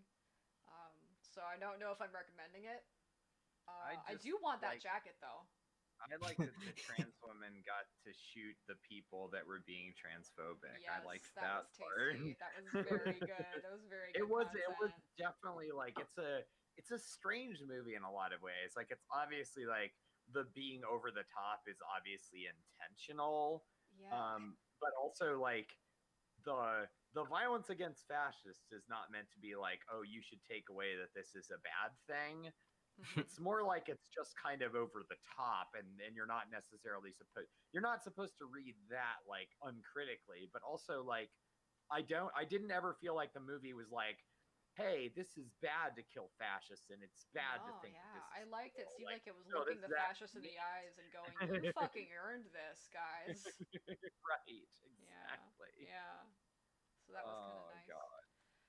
It's a fun movie. It's not a fun movie, but it's an entertaining movie. Yeah. It would make a good double feature with Hobo with a Shotgun on Halloween, I think. If anyone's ever seen that. Oh my god, I have to share you this thing from this person that I'm about to unfriend on Facebook because I posted this for reference for those who are not in the various private servers where I posted this. I came out recently on Facebook as a trans woman. I've been out in other venues for a little while now, and I wrote. So I did that a few days ago, and I wrote on my page. I said today apparently it's National Coming Out Day. Searches our pockets. Sorry, folks, I'm all out. I'm making a funny joke because I have come out now 3 different times with the different things that I am, and now I am done. And you're all out. So I'm all out. Yeah, nice. most of the people on Facebook were very cool, and we had one reply. I see what you did there. My brother-in-law joking, dig deep. My cousin very sincerely posting like, I get the point of this day, but I feel like it might pressure people into coming out that aren't ready. And we had a little nice discussion about that. Another person who says, yup, don't do it if you're not ready and if it isn't safe. And then, okay, I am a Republican. There, I did it. Get out of here. Get out of here. Get out of here with that weak fucking shit.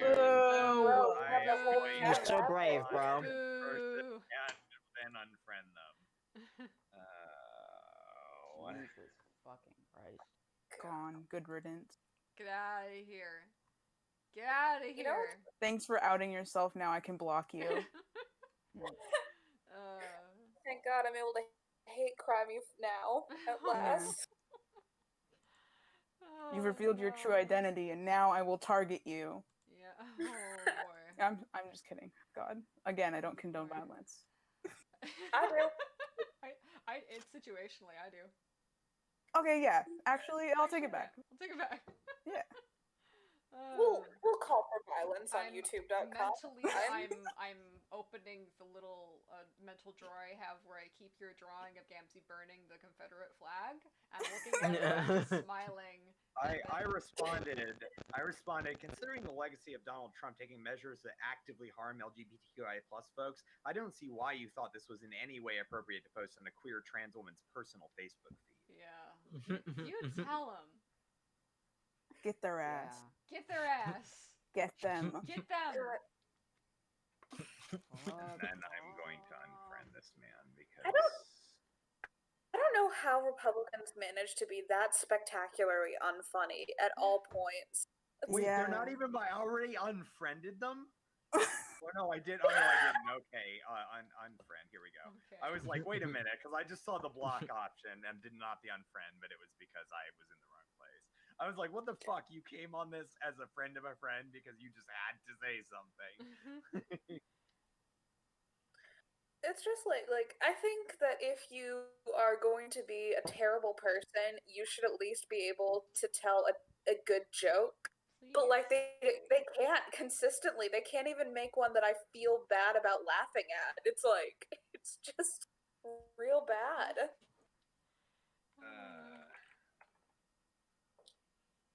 God That's took the- away their sense of humor because Yeah. they, you know. That's the fucking are bad problem with people. Homestuck. Unfortunately, Hossy's funny, and people like don't use their brain because they get disarmed by him being funny.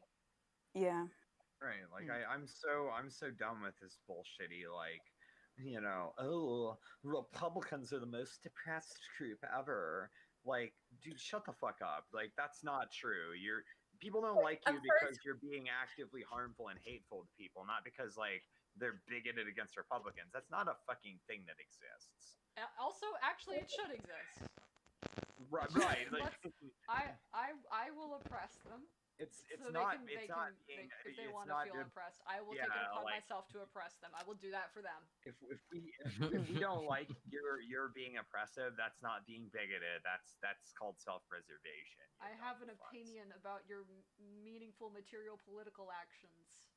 Right, exactly. Like that's the thing. You do things that hurt people. I don't like the sand I've drawn, but I've spent so long on it. I think it looks great. Oh man, Okay. I wish I could like watch the Act 8 stream and like freaking talk to you guys at the same time, but I'm on my phone. I'm wearing my headphones and I'm gonna get like dubs.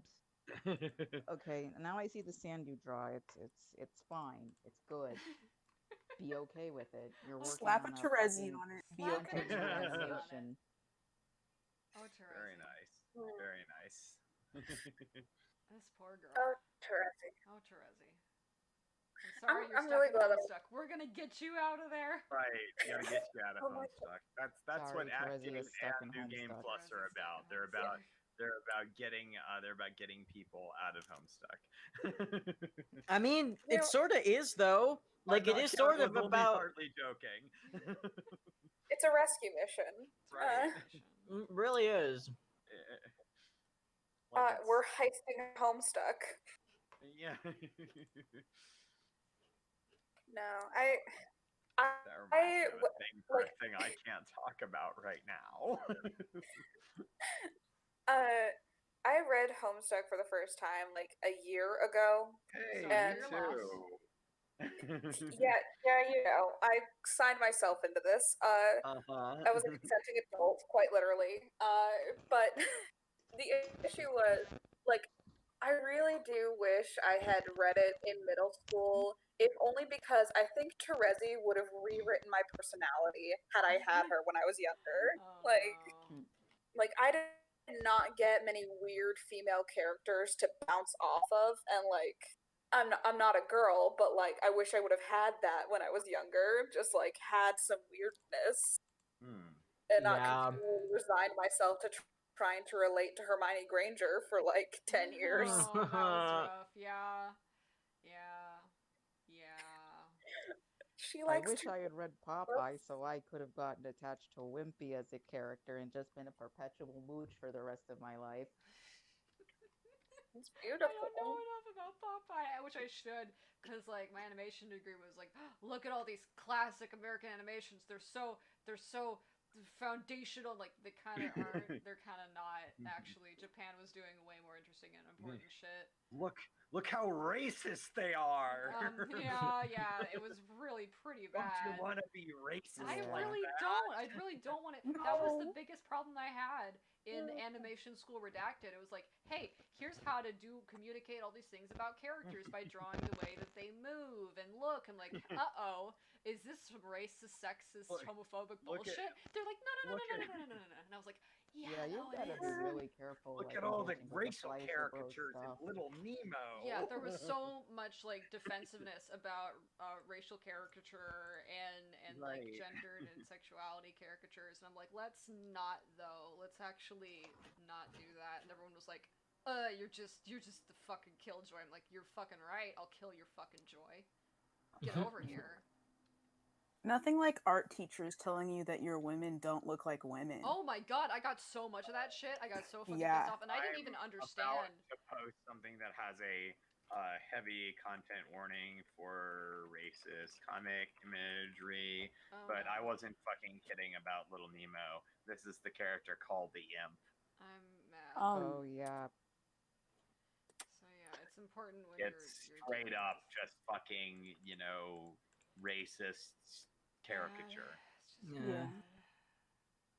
Windsor McKay was a man of his time. Yes.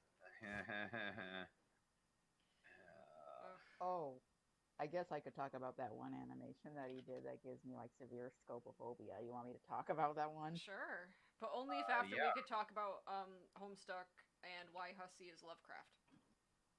Ah! Just a Did he scream from also- Cole. Did he also name his cat a racial slur? I'm just saying, I think people are going to look at Homestuck the same way we look at like Lovecraftian stuff now. It's going to be like Oh, yeah, no, I interesting agree. and like a cult following, and it's going to maybe a- define some genres, but also, holy shit, dude. It's a framework. That's the thing. Yeah. Lovecraftian fiction is a framework. Like he did do some foundational stuff as far as like synthesis. Like he was not by any stretch of the imagination the first person to write that kind of fiction. Like I specifically I've written work that's been inspired by like Ambrose Bierce and people that wrote like a little bit before Lovecraft and kind of laid the foundation for the shit that he wrote. Like he was heavily inspired by like King in Yellow, for example. And not to say those people weren't also racist, because they were white dudes. They were probably very racist, but like they were less like overtly racist. Lovecraft was just on. He was just straight fucked up, like, that was a but fucked up man. But he did a lot to like take all those ideas and kind of like put them together in like an interesting way and like kind of create this foundational like world. But also like number one, he was super fucking racist, and it is baked into the writing that he does. And number two, like a lot of his stories are like interesting but not necessarily great. Like they're more like a cool concept than an actually like well fleshed out work. So you can take kind of like the ideas that he put out there and like just grabby hands them and then take away the racism and like change some things around so that all of the subtle quote unquote background racism isn't there anymore. Like the whole fear of the unknown equals fear of black people stuff, which is not great. Like you can do all of that and then you can come up with some very interesting work that's, I guess you could call it Lovecraftian in a sense, but also it's kind of not. And like I see the same thing happening with a lot of Homestuck works where a lot of the issues in the original work are being redone or they're being addressed, and then works that I think are superior are coming out of the same basic framework. So yeah, I think that's a pretty interesting way to read it, and I think it's a pretty accurate way to read it. Mhm. Well, it's like a lot of the Homestuck fan works are founded along similar lines of New Game Plus of like, okay, but what if somebody like gave a shit? Like, Yeah. it's like, well, what if this narrative was invested in like more than 3 of its characters? Incredible. It's Who would have somebody ever care thought? about- Gamesy It challenge. spends Anybody. so much time trying to convince you that your investments are unreasonable when you never fucking asked. Like, it's not about you. Just don't Right. shit on me and make this a confrontation when that's not what this is about. I don't want to be part of this weird, toxic, unhealthy back and forth that just isn't relevant to anything. It's not constructive. Right. it's just like I've never seen a work be that antagonistic about investment in its side characters. It really is like, for such a meandering work, it really is like, why are you paying attention to that character when you could be paying attention to Dave? Because fuck Dave. I'm sorry. I mean, I no, I do mean it. Fuck Dave. You're I need to right. say it You now should and say then. it. I Fuck need Dave. to say fuck Dave now and then, just because like that's the only answer you can kind of give Homestuck when it's treating you like this. Be like, well, no, fuck this. I don't care. I don't have to just- I have care. to say, Stop liking I the think wrong there character. is one specific adult animated show or a primetime animated show that does actually kind of treat its characters like this, and it is The Simpsons. But like, Oh, you the mean the problem like is, like- it hates all of its characters? yeah, but I think the problem is like very, very pronounced with the main family. But if you pay attention to the side characters in The Simpsons, like you can tell that the writers really just don't care about anyone who aren't the Simpson family.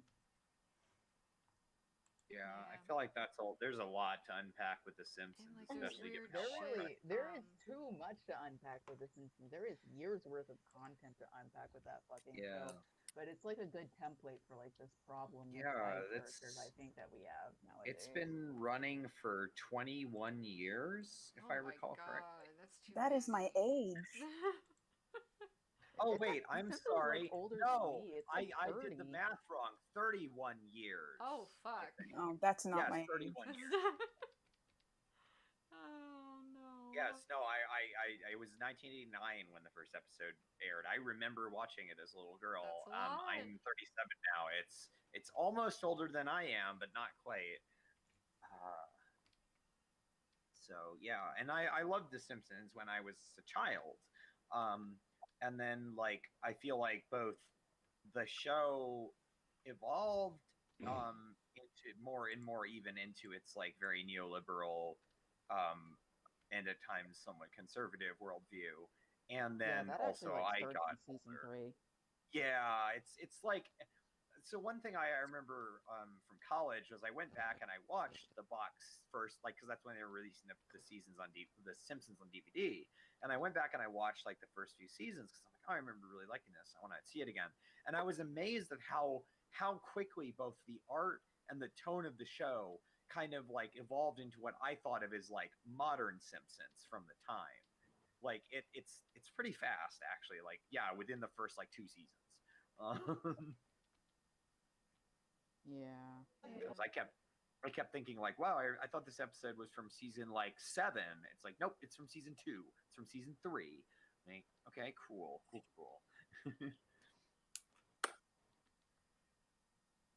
Hello. I just wanted to say something about earlier conversation, but I'm not sure if that's appropriate. Oh no, Go it's for all Yeah, it. good. go for it.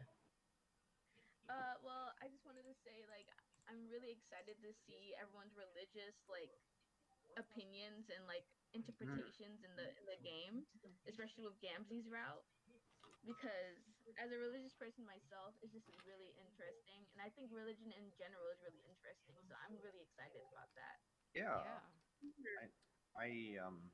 I'm actually also I'm also a religious person. Although not in the I hate you because you're gay way, obviously. Queer Well, trans women. hopefully. But- Hopefully. yes, but I think that there's a lot of like I think there's a lot of interesting takes you can have on that and like what it means to someone personally without falling into the trap of portraying all religion as being just like you hate people that are different, but also not ignoring the fact that that is part of many people's religious upbringing. Like I think there's a lot to unpack, and rather than just like pretending that it doesn't exist, you can actually have a meaningful conversation about that. Yeah, there's a bunch of complex experiences within religious communities. There's a great resource that religious communities can be, and historically the role that religion has played in different American cultures. Yeah, like we went back and talkabout earlier. I think it's extremely relevant to Gamzee's route, and it's about fucking time. Exactly. Yeah, it's about fucking time. And Shai, you're gonna help us design our Purple Bloods on Earthsea, who are still a religious group and still a religious identity in a community, that are gonna. I'm so happy about that. We're so happy to have you. We're very excited. Nice. Well, how long have I been streaming?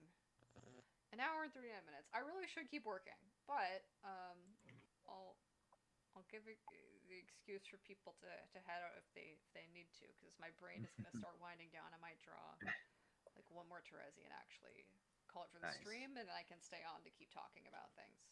Yeah. No, you're gonna stay on and draw and do that super mega stream, that 14-hour super mega stream that I you wasn't did like streaming 3 all weeks that ago. time. No, I wasn't streaming. Yes, you were. Yes, you were. I was went on. on the YouTube and I saw you, and you were drawing Dave, and I was all like, "Damn, why aren't you Hanna-Barberaing this? You're killing I yourself, didn't Momo. stream You're for all fucking the killing 14 yourself." hours. I just was on call for 14 hours straight drawing Daves, Oof. that I'm gonna have to redraw anyway because I don't like how they turned out.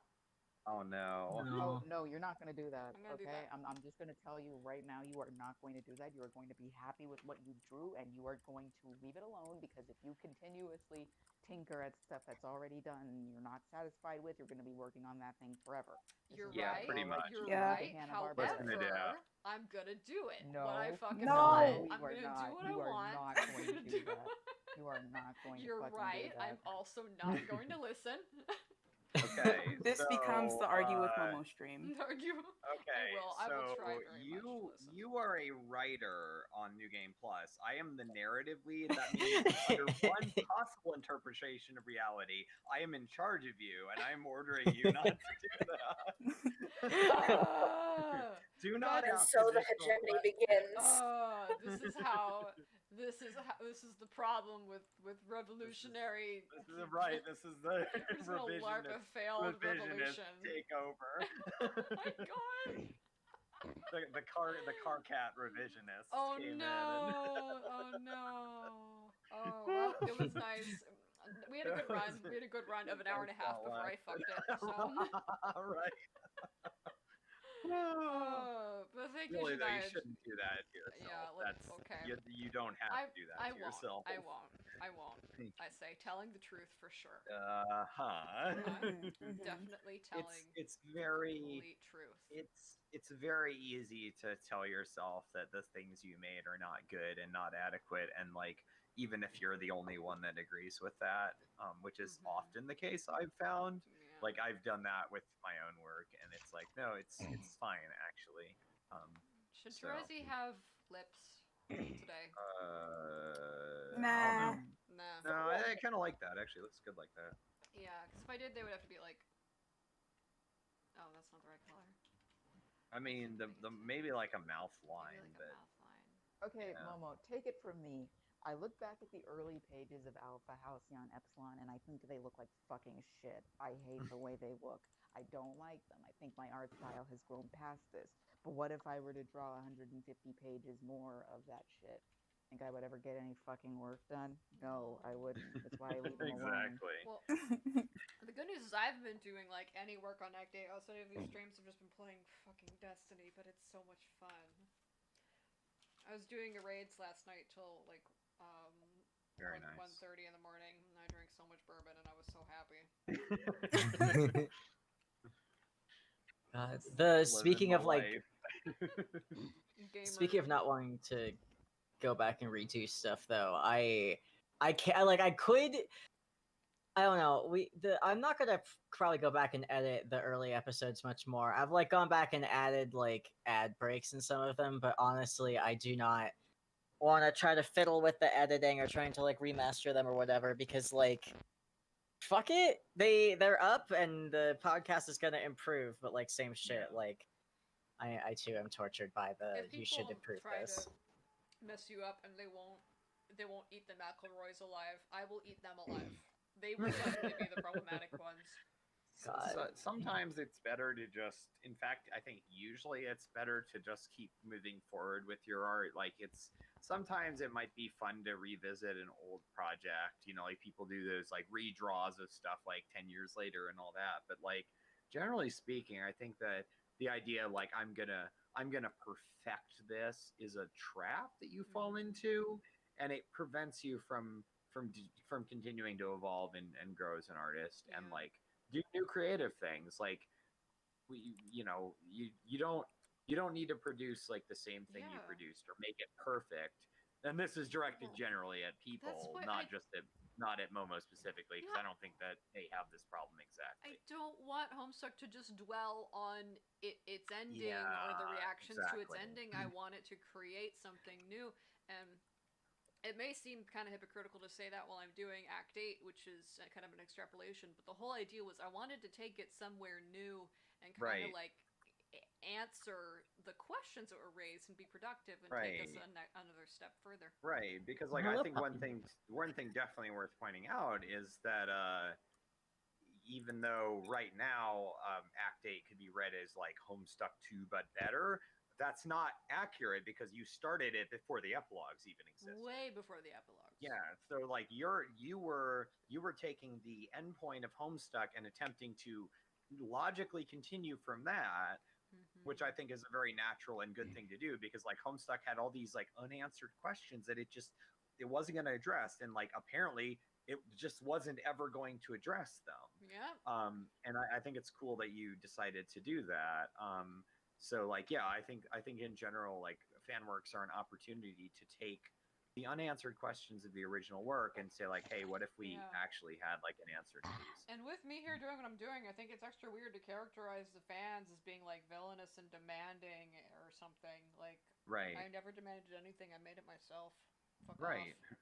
Those demanding fans out there creating their own content with no assistance. Oh, how dare they not ask Oh, for any help how dare whatsoever? they? Oh my god.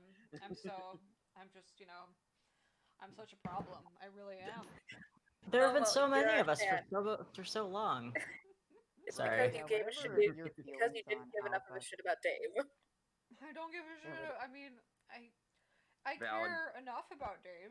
Like that's why we don't have like to bring it back to the Best Request thing. Like that's why the people that are writing characters routes are not people that don't care about the characters. Like you don't want someone that's going to come in and be like, well, yeah, I can technically write the words, like some like very mercenary approach to it. Like yeah, I'll go in and write these words, but if you don't care about the character, it's gonna at best feel like a technically competent but disconnected work, and at worst it'll feel like you just don't give a shit. Well, it happened to Gamzee for the reasons we talked about. To like Right. Gamzee, you have to be on a very specific level of analysis regarding the text. I don't think is palatable right now to the brand. Because like I can't kick down the door and be like, "What's up, Homestuck? You're racist as fuck," and they'll be like, "Okay, I guess." I don't know. Right. Yeah, I think You have it's to have a important. very high IQ to like Yamzi. I guess I think it is very important, especially in creating fan works, to understand that they're not necessarily reactionary, but they can Right. be an amalgam of a lot of very complex feelings that you have about a work. Like I- take I- my work, Alpha Yeah. Halcyon Epsilon, for one thing. It is very strictly a pre-epilogues work, and it's not even like a reactionary piece. It's just it's what my fan work aims to do is to actually critically look and deconstruct all of the themes that Homestuck brought to the table, as Yeah. they should be contextualized in a world context that is very intent on exploring the identities and the various experiences of victims who are just ground into dirt by an economic system who don't care about them. It is very Yeah. much supposed to be, it's not supposed to be malicious in a sense. It's not supposed to be like I'm doing this to fucking spite you because I don't like that you want to have a voice in my project or something. It's just very much hey, maybe we should actually take these themes seriously and contextualize these in real world context so that we're not misinterpreting the experience of people who are still being actively marginalized by these imperialistic forces to this day, Yeah, I agree. Yeah, like I think a lot of fan work isn't reactionary. It's I mean reactionary. That's not the right word. I don't want to say that. That has very specific implications. I don't think that most fan work is a reaction to existing content. I think like that tends to produce work that has a very specific and not always great feel to it. Like it's very easy to get caught up in. Is very reactionary. Yeah, well, I was gonna say like you have this feeling of like it tends to come along with a feeling of kind of this bitterness of like I don't like this thing and it was bad and I just resent it. But like a lot of the work that I've seen is extrapolatory. It takes the existing characters and universe and then it tries to do different things with it, or it takes it in a different direction or an alternate direction. Well, and I think like that's my frustration is like so much of post-canon content, like it claims to be trying to democratize canon, and the way it seems to be going about it is like, hey, isn't this so bad? Don't you just want to write lengthy fanfics where you fix it? Don't you just want to fix it? I don't want to And it's fix like- you. I want to work on my own shit. I don't want to have Yeah. to clean up your mess all the fucking time. Yeah, and it's like I've done like broadly fix it fix. Like I've got like a one shot where Dirk and Gamzee interact at the start of Candy that was literally just me trying to process some shit. But it's Right. like Valid. best fan works are not when I'm mad at the source material. When I'm mad, I just want to leave. It's like, why don't you do your thing and I will do my thing, and it's collaborative. We can be friends. Right, exactly. But then what about the Twitter dunks? What about What the about- Twitter dunks? What about the Twitter dunks, though? Hey, You still consider have the this, Reddit maybe I user. never cared about that sort of engagement in the first place. Exactly. Dabs. Nice. Nice. God, this actually reminds me. A little while ago, I talked about something that one of the previous works, that one of the previous people who worked on Homestuck did, and I immediately posted afterwards that I was not here to talk about that kind of stuff. Oh, yeah. It's kind of like you have to acknowledge the realities of these situations and why this exists in the first place, but at the same time, you don't want to become like the beacon for it in a sense. You just need to very slowly lead people to the truth, and then make sure that they're able to have a productive conversation about it. Right. Yeah. That's valid. Sorry, I'm trying to get this color of the sand exactly right. It's proving very fucking difficult for some reason. I also gotta say, I have nothing against the people who wrote the fic, even though I should. It is probably in my best interest to have feelings against the people who wrote the fic, but having feelings against the people who wrote the fic instead of trying to have a productive conversation about the real life implications and consequences of the fic is a much more productive way to go, I think. You've got to be able to address things, and you can get. It's weird that if you're trying to address realistically a problem, that there's this immediate defensive reaction that it's just extrapolating. Oh, you must be obsessed or toxic or something. No, there's just this stuff is serious. Right. It's like you're allowed to have feelings about things, including fiction. And one thing that I always think of is a lot of people care about these characters for very personal reasons, and when you see them just being thoughtlessly kind of shit on, it can hurt. And that's not that's a normal human reaction to fiction. We do identify with characters and see elements of our own experiences reflected in them, and then when they're treated in a way that feels callous or thoughtless, it can be very painful to see, because it's oh, you're just gonna kind of write this character off without even thinking about the needs.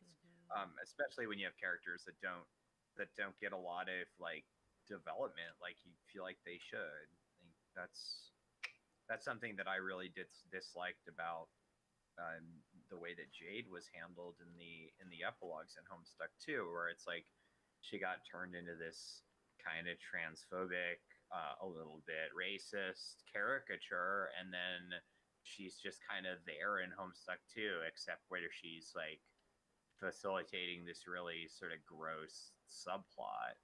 I have no issues with.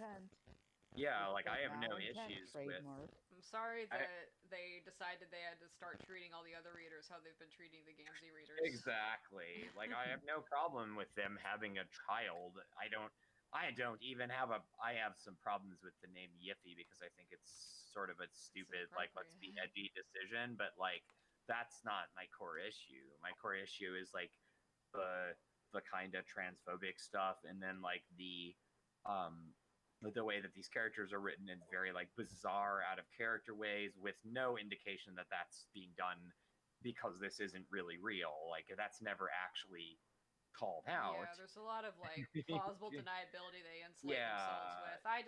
It's kind of I'm gonna say it's fucking cowardly because it is. Yeah, and also like polyamorous relationships in the epilogues on Homestuck 2 are treated like they either don't exist or like they're inherently toxic. So you have Jade as like the homewrecker between Dave and Karkat in the epilogues, which I just don't love, and then Jade is the homewrecker between Rose and God. That's a recurring theme, isn't it? It is. It's like great.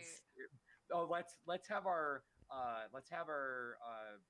commonly considered trans femme, commonly considered black woman be the homewrecker character. That's nothing problematic about that. Let's do this very Jade uncritically. and Gamzee have a lot in common.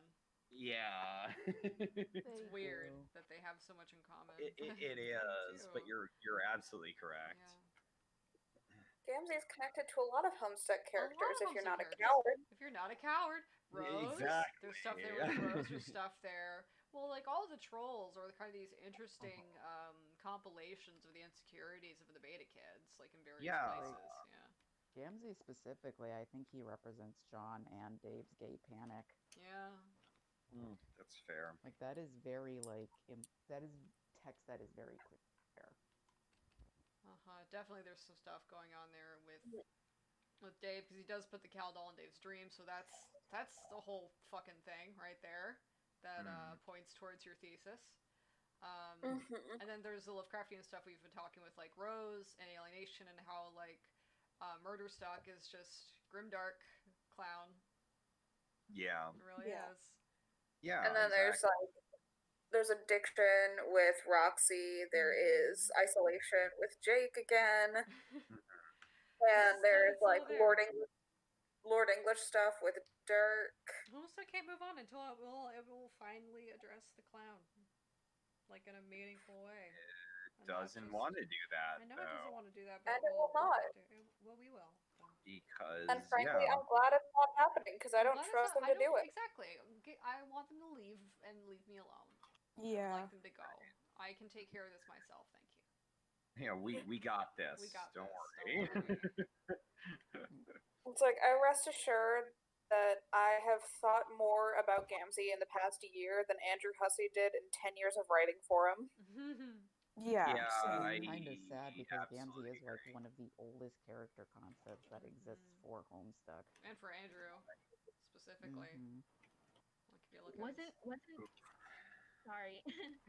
No, it's fine. Sorry, wasn't like Gamzee based off Whistles?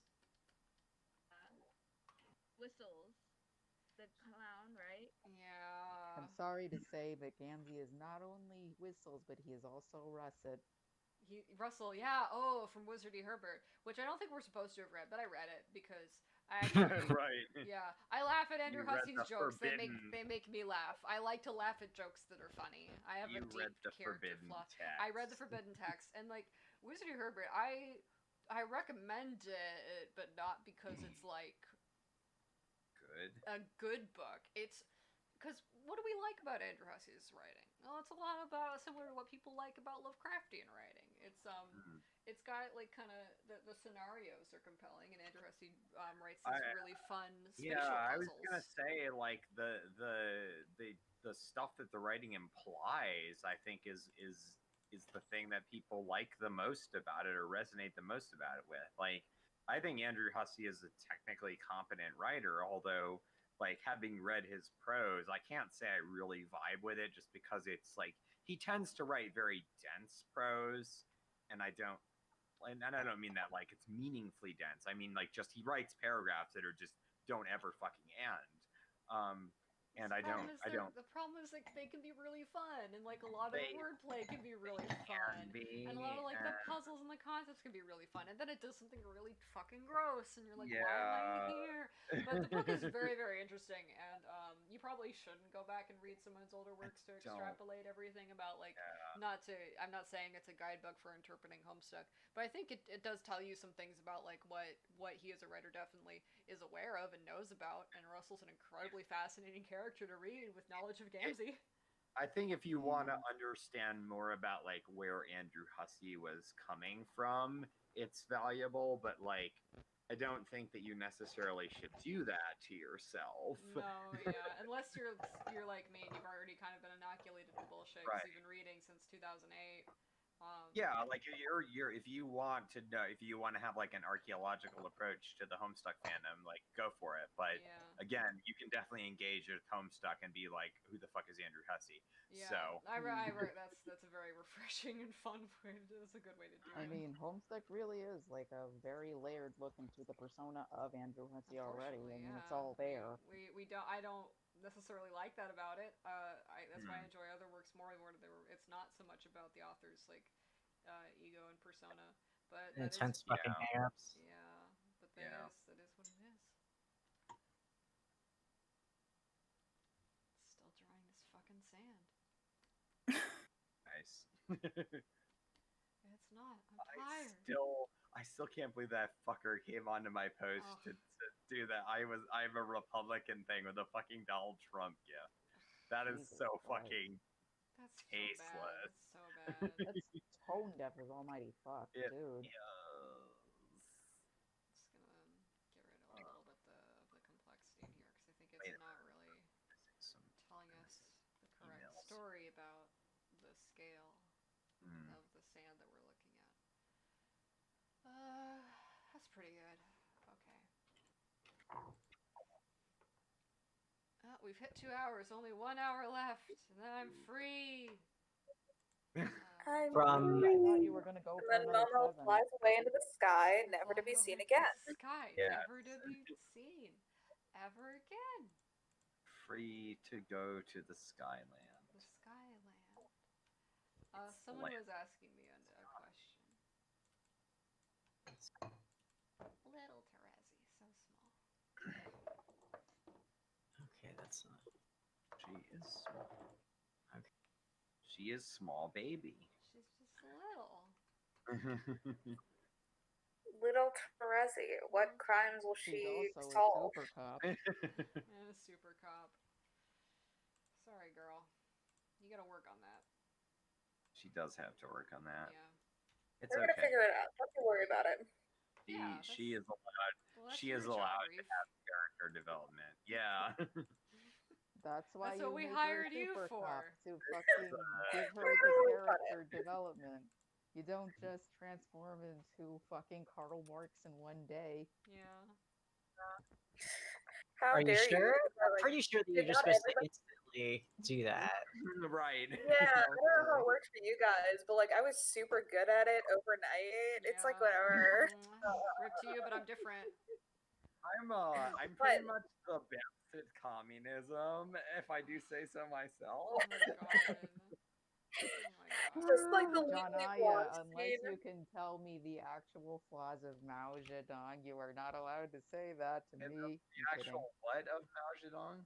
The actual flaws of Mao Zedong, you are not Mao allowed has to say no that to flaws. me. Oh, That's correct. no. Actually, so unrelated, but kind of related. It's very. I found out what the difference between Marxist Leninism, Maoism, and Marxism, Leninism, Mao Zedong thought is.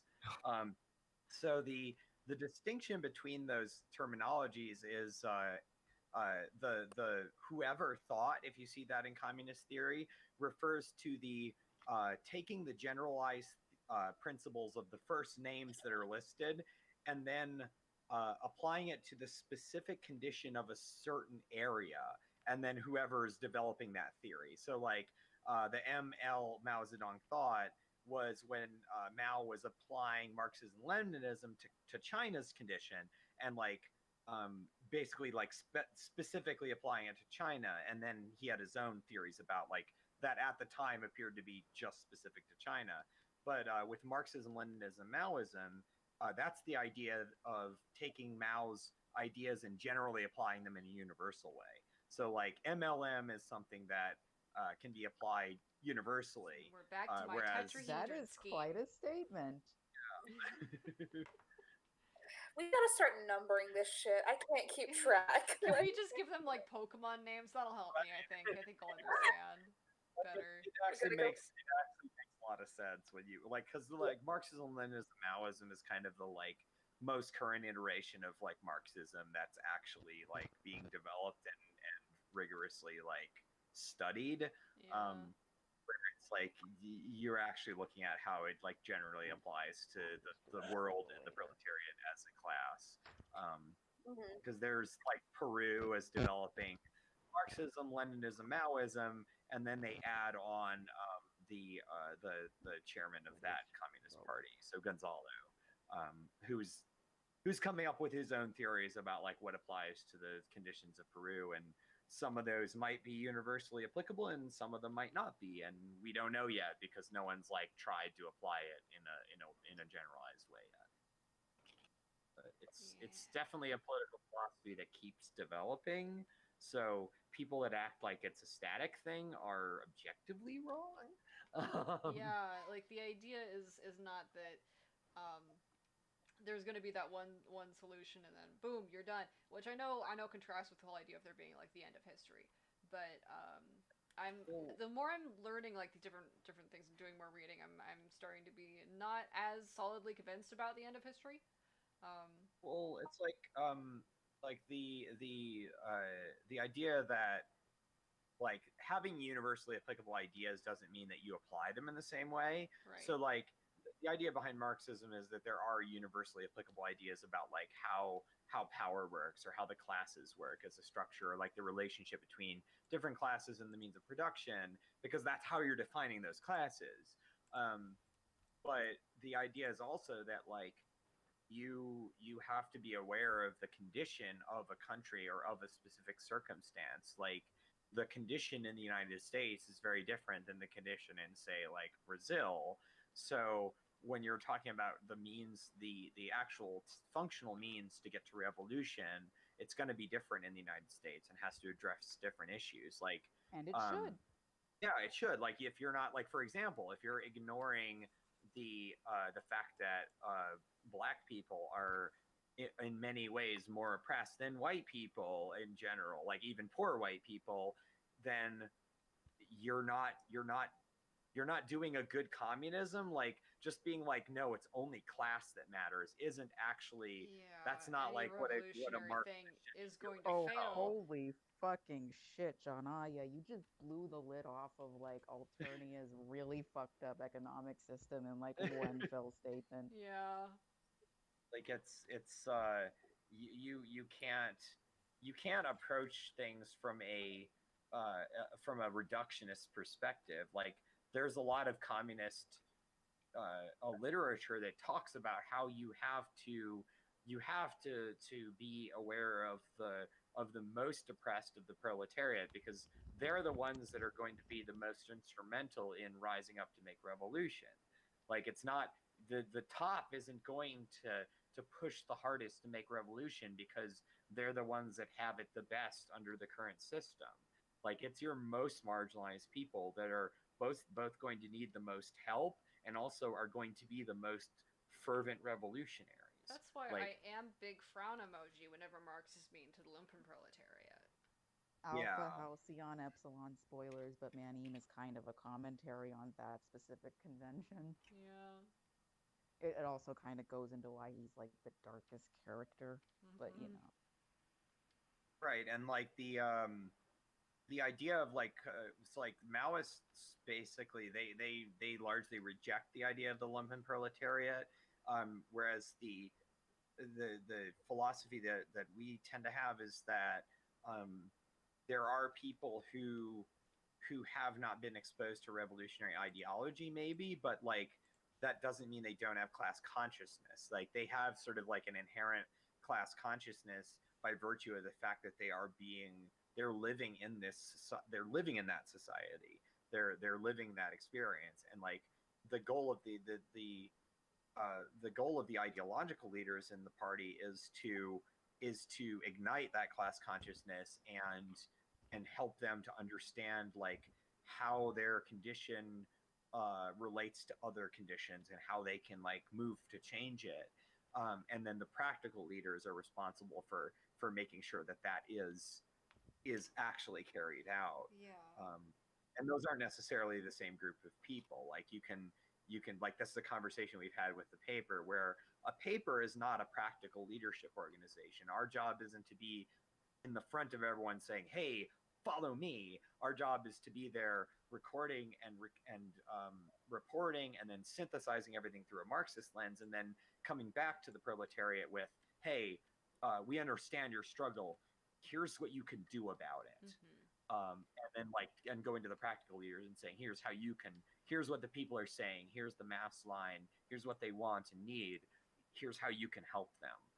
Like it's a circular process. And like, if you're acting like you just know better than everyone else and like fuck everyone, then you're not being a particularly like good Marxist.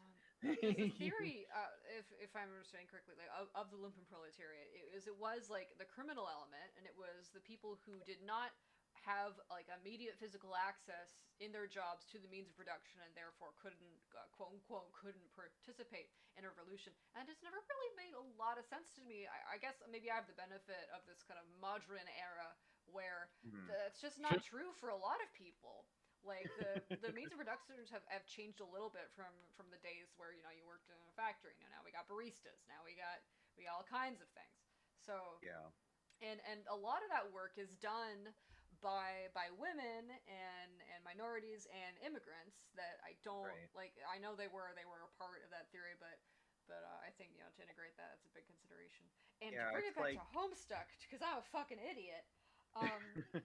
Like it's kind of like there's these characters that Lord English explicitly in the text enslaves. They cannot like fight him because he is the text. He literally controls what they do, and those characters are still like somehow to blame for it. And I'm like, why?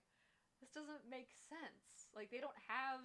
Like, by your own admission for how the story is working in a mechanical level, they don't have the resources to do what these other characters do. They don't have the privileges these other characters have in the narrative, so why are they being punished for not succeeding in the ways these other characters succeed? Cough, cough, cough, Vriska. Cough, cough, Thief of Light was always about a certain privileged experience. Cough, cough. Yeah. What's your coffee down there, Molly? Should we get that looked at? It's probably the Rona. I probably will die. Oh shit. Yep. Well, that's gonna throw a major wrench in the Gamzee route. Oh, don't worry, Daph's got this. Just kidding. I can't die. My work isn't done. Yeah. So I'm just real quick. The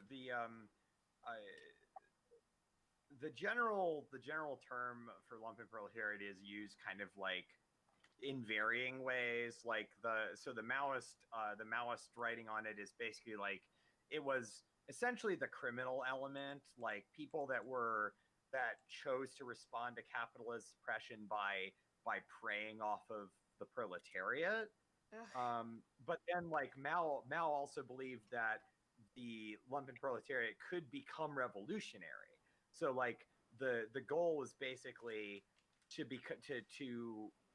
encourage them to become revolutionary. Like they responded kind of like how you have members of the proletariat, like the labor aristocracy, where they're members of the proletariat, but they've chosen to side with the bourgeois in order to get like it's some so concessions. weird that the lumpenproletariat get like painted as the traitors when absolutely other proletariat can do it all the time. Right. Like they're just like in like Marxist theory that actually like thinks about itself. The lumpenproletariat would refer to like the people who have kind of gone on the other end from the labor aristocracy as far as like how they relate to the bourgeois. Right. But both of those groups can be made revolutionary. Like neither of them are bourgeois. They're just they've responded in a maladaptive way to the conditions of class oppression. Yeah. Which you have to do, you know? Yeah. Why do you think voodoo exists? That is specifically a maladaptive practice that slaves like did in order to resist white hegemony. I mean, come on now. You think people aren't going to be mad about being shat on for like thousands of years for economic reasons that specifically like relate to you being a cheap source of labor that's also like classified by the color of your fucking skin? You don't think people are going to be angry about that? They deserve to be angry, and What they're a sad entitled. little world you live in. Yeah, they're entitled to lash out at the quote unquote proletariat if access to being the proletariat is put a boundary around it based on like race. So there, you Yeah. have it. Mm-hmm. And like also one of the things that a lot of the like how the proletariat is defined in terms of like the class that is responsible for the means of production but doesn't control them. Yeah. So like it's not necessarily like a thing that you I mean it is a thing you can be or not be, but also like it's largely defined by like your specific relationship to the means of production. Mm-hmm. Mm-hmm. Mm-hmm. I'm just doing my nails. I'm so fucking tired of drawing. This is why progress has been very slow. I'm tired. This is a person. I'm a very tired person. You're allowed to be tired. I am. We can just look at Tiny We Terezi can just and look at be Tiny fine. Terezi for the rest of our lives. There she is. Well, I just want to like have this zoomed out sand and have it look good, but I don't know. It does look good. You're Thank just you. telling yourself that it doesn't. Your brain is telling you, and I'm going to take your brain out of your head and give it a good scolding. Brain privileges revoked. I think I need maybe another one of these. Sometimes you just have to say it's okay and move on with your life. That's impossible. Yeah, especially when you're working on a project of this scope. Yeah, Act 8's so big. Why'd I make it so big? Well, big projects are a lot of fun. They are. We wouldn't be doing this New Game Plus thing if it wasn't going to be big and fun, you know? That's true. Yeah, and also I guess one advantage is New Game Plus. You have a team of people that are working on it, not just at this point one person. Precisely. You got lots of people. Also, it's 4:13 p.m. according to my phone right now. Oh, do you have to go? No, I just Funny Homestuck number. Ha ha. Funny Homestuck Funny number. Homestuck number. Oh my god, that's right. What the fuck's wrong with me? I guess I'm finally recovering from Homestuck. I'm getting very into Destiny. I really like a lot of its story. Nice. And just I'm getting really into the lore about the Exos. They're very exciting for me. Cool. They're these very interesting robots. There's a lot of cool thematic stuff. But yeah, I'm glad to Well, be that getting. sounds healthy. It is. It's extremely healthy, except for when I drink a lot of fucking bourbon and stay up until 2 in the morning. So I don't recommend doing that. It's not so healthy. But it's been very good for my state of mind to have something besides Homestuck. Yeah, no, that's legit. So sorry that I've been a little bit sparse lately, and I probably am still going to be a gamer for a while, but I'll still be around. Oh, We respect your I gaming think what choices. you're doing is actually, it actually sounds like it's very, how you say, good for you. Not Yeah. necessarily productive, but it is good for you. Just like I'm Therapeutic. gargling fucking salt water in order to deal with this throat cold I have. Oh no. I don't like doing it, but it's good for me. It's good for you. Yeah, that's fair. I'm so excited to work on this route with you guys. I care very much about this character, and I care very much about you guys as well. I've seen what you've been through, and I want to support you. Yeah, like we wanted this to be something where people's caring about a character wasn't seen as a negative thing. Yeah. I think Homestuck is like the only fucking fandom on the goddamn planet that has this specific attitude, and it's like so strange. So it's essentially part of its brand at this point. Yeah, And I was I was thinking gonna it might say have just been a that can't brand possibly attitude. be the only one, but it's definitely one of the biggest ones, if not the only. Yeah, I was thinking I've never well, I was thinking about it and just like I've never really seen this specific kind of vitriol like directed at fans, and I was wondering if it was like marketing it at one point. I was wondering if this was like a just a ploy to get people invested and stuff, and then you read shit like the fucking epilogues, and then you're all like, oh no, these people aren't fucking around. Yeah. Buy our books, you maggots. Oh my god. Yeah. No, I won't give you any of my money. Not even like the soldier from TF2 would be like this, like mean if he got like an audience. Exactly. That's such a specific comparison. Like, you're not wrong, but it's so specific that I'm kind of How much delighted. do you have to? Think Because I about used to it. play. The soldier is yeah. like really, really mean if you think about it, but he's also like really, really stupid and naive. It's a very good combination for a very multifaceted character. Something that Hussey is trying to replicate in his own work. But he's not I don't think it works. multifaceted. He's just who he is. Yeah, plus TF2 is good. Stan TF2 engineer fan. TF2 good. Thank you, TF2 engineer. Is that okay to say?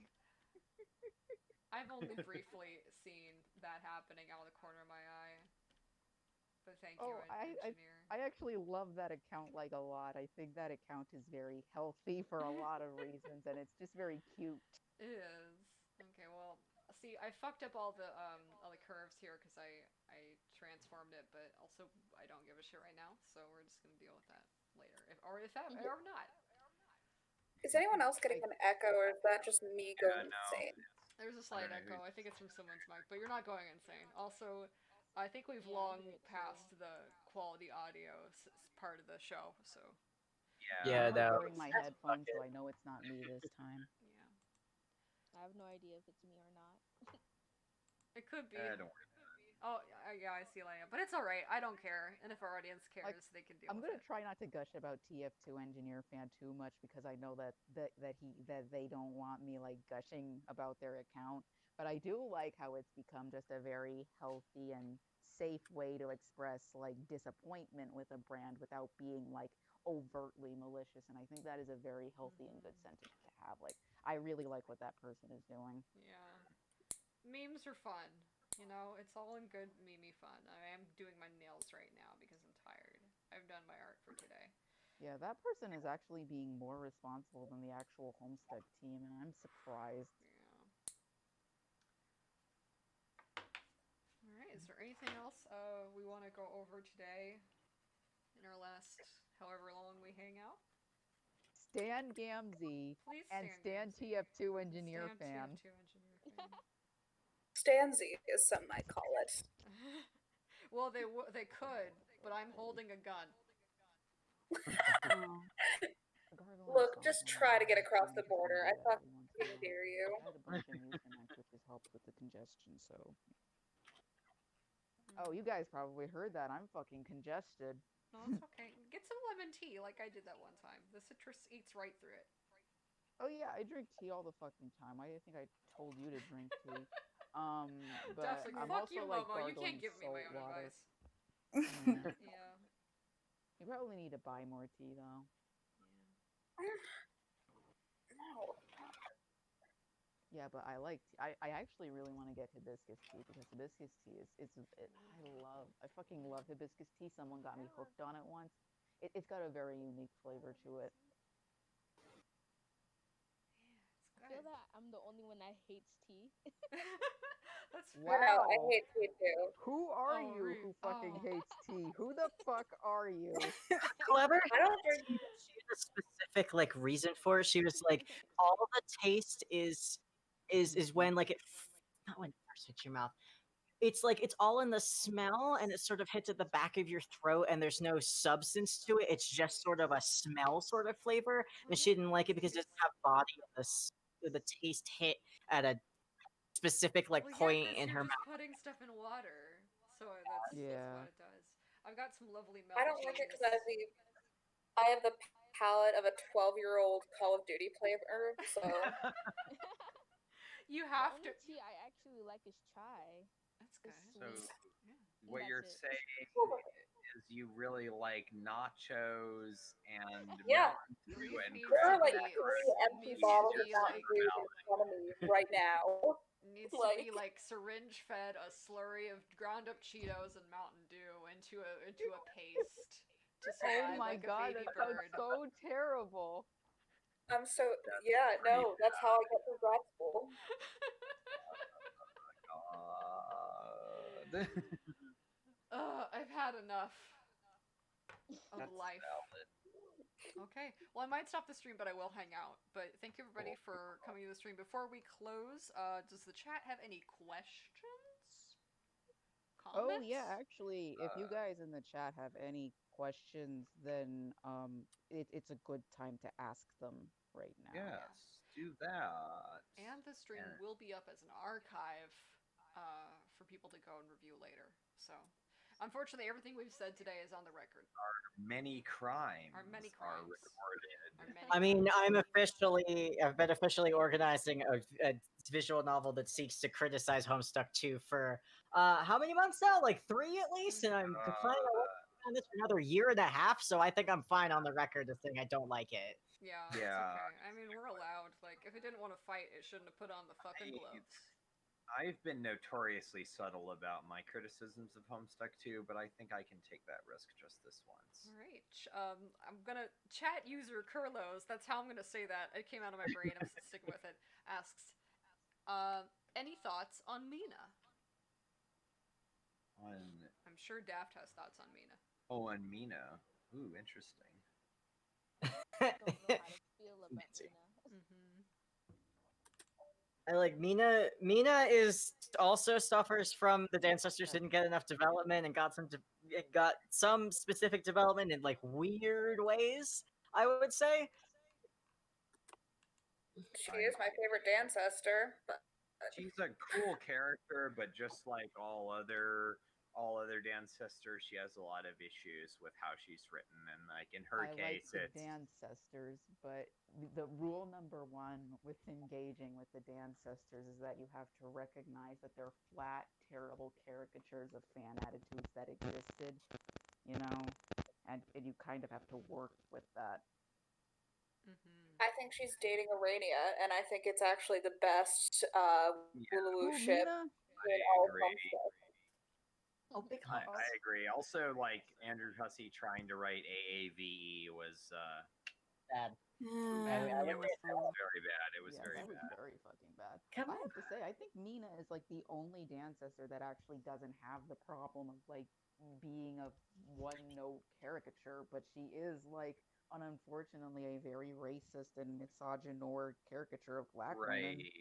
Right, Yeah. exactly. Like Yeah. she's She got the doesn't most stop. development, and it didn't always work.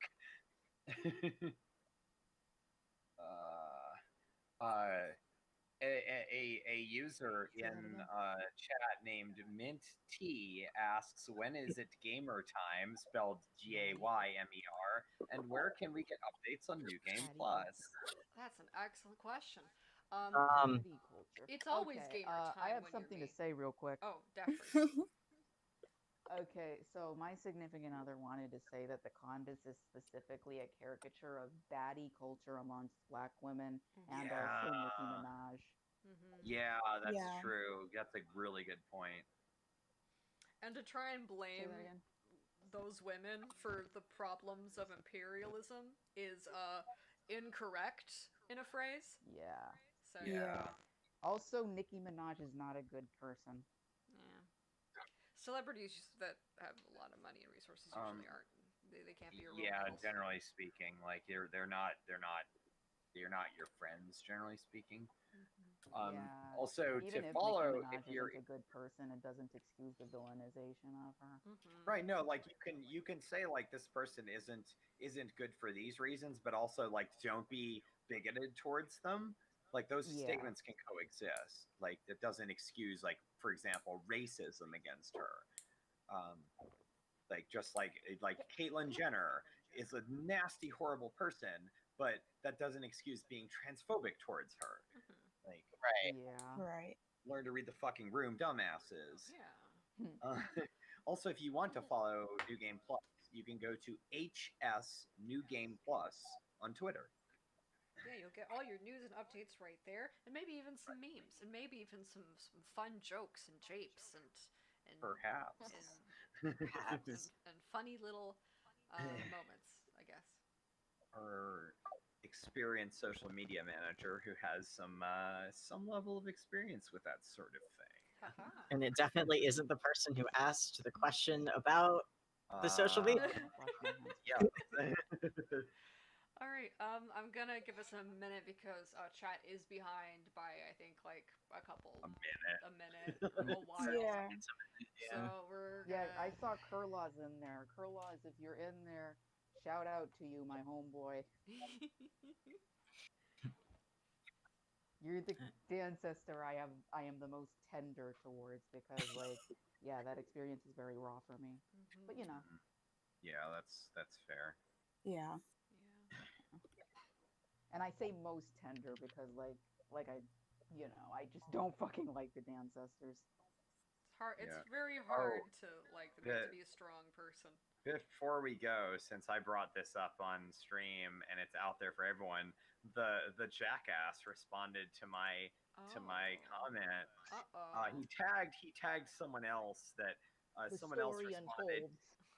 Tagged me and said, "Yeah, I'm sure the day will come when asshole is hilarious on this wall, but that is not this day." And he responded, "Sigh, my bad." God. Sigh, my bad, but maybe what I did was completely fucking unacceptable. Shit. I'm gonna, you baby man, Republican baby man, I am going to push you into your own fucking toilet.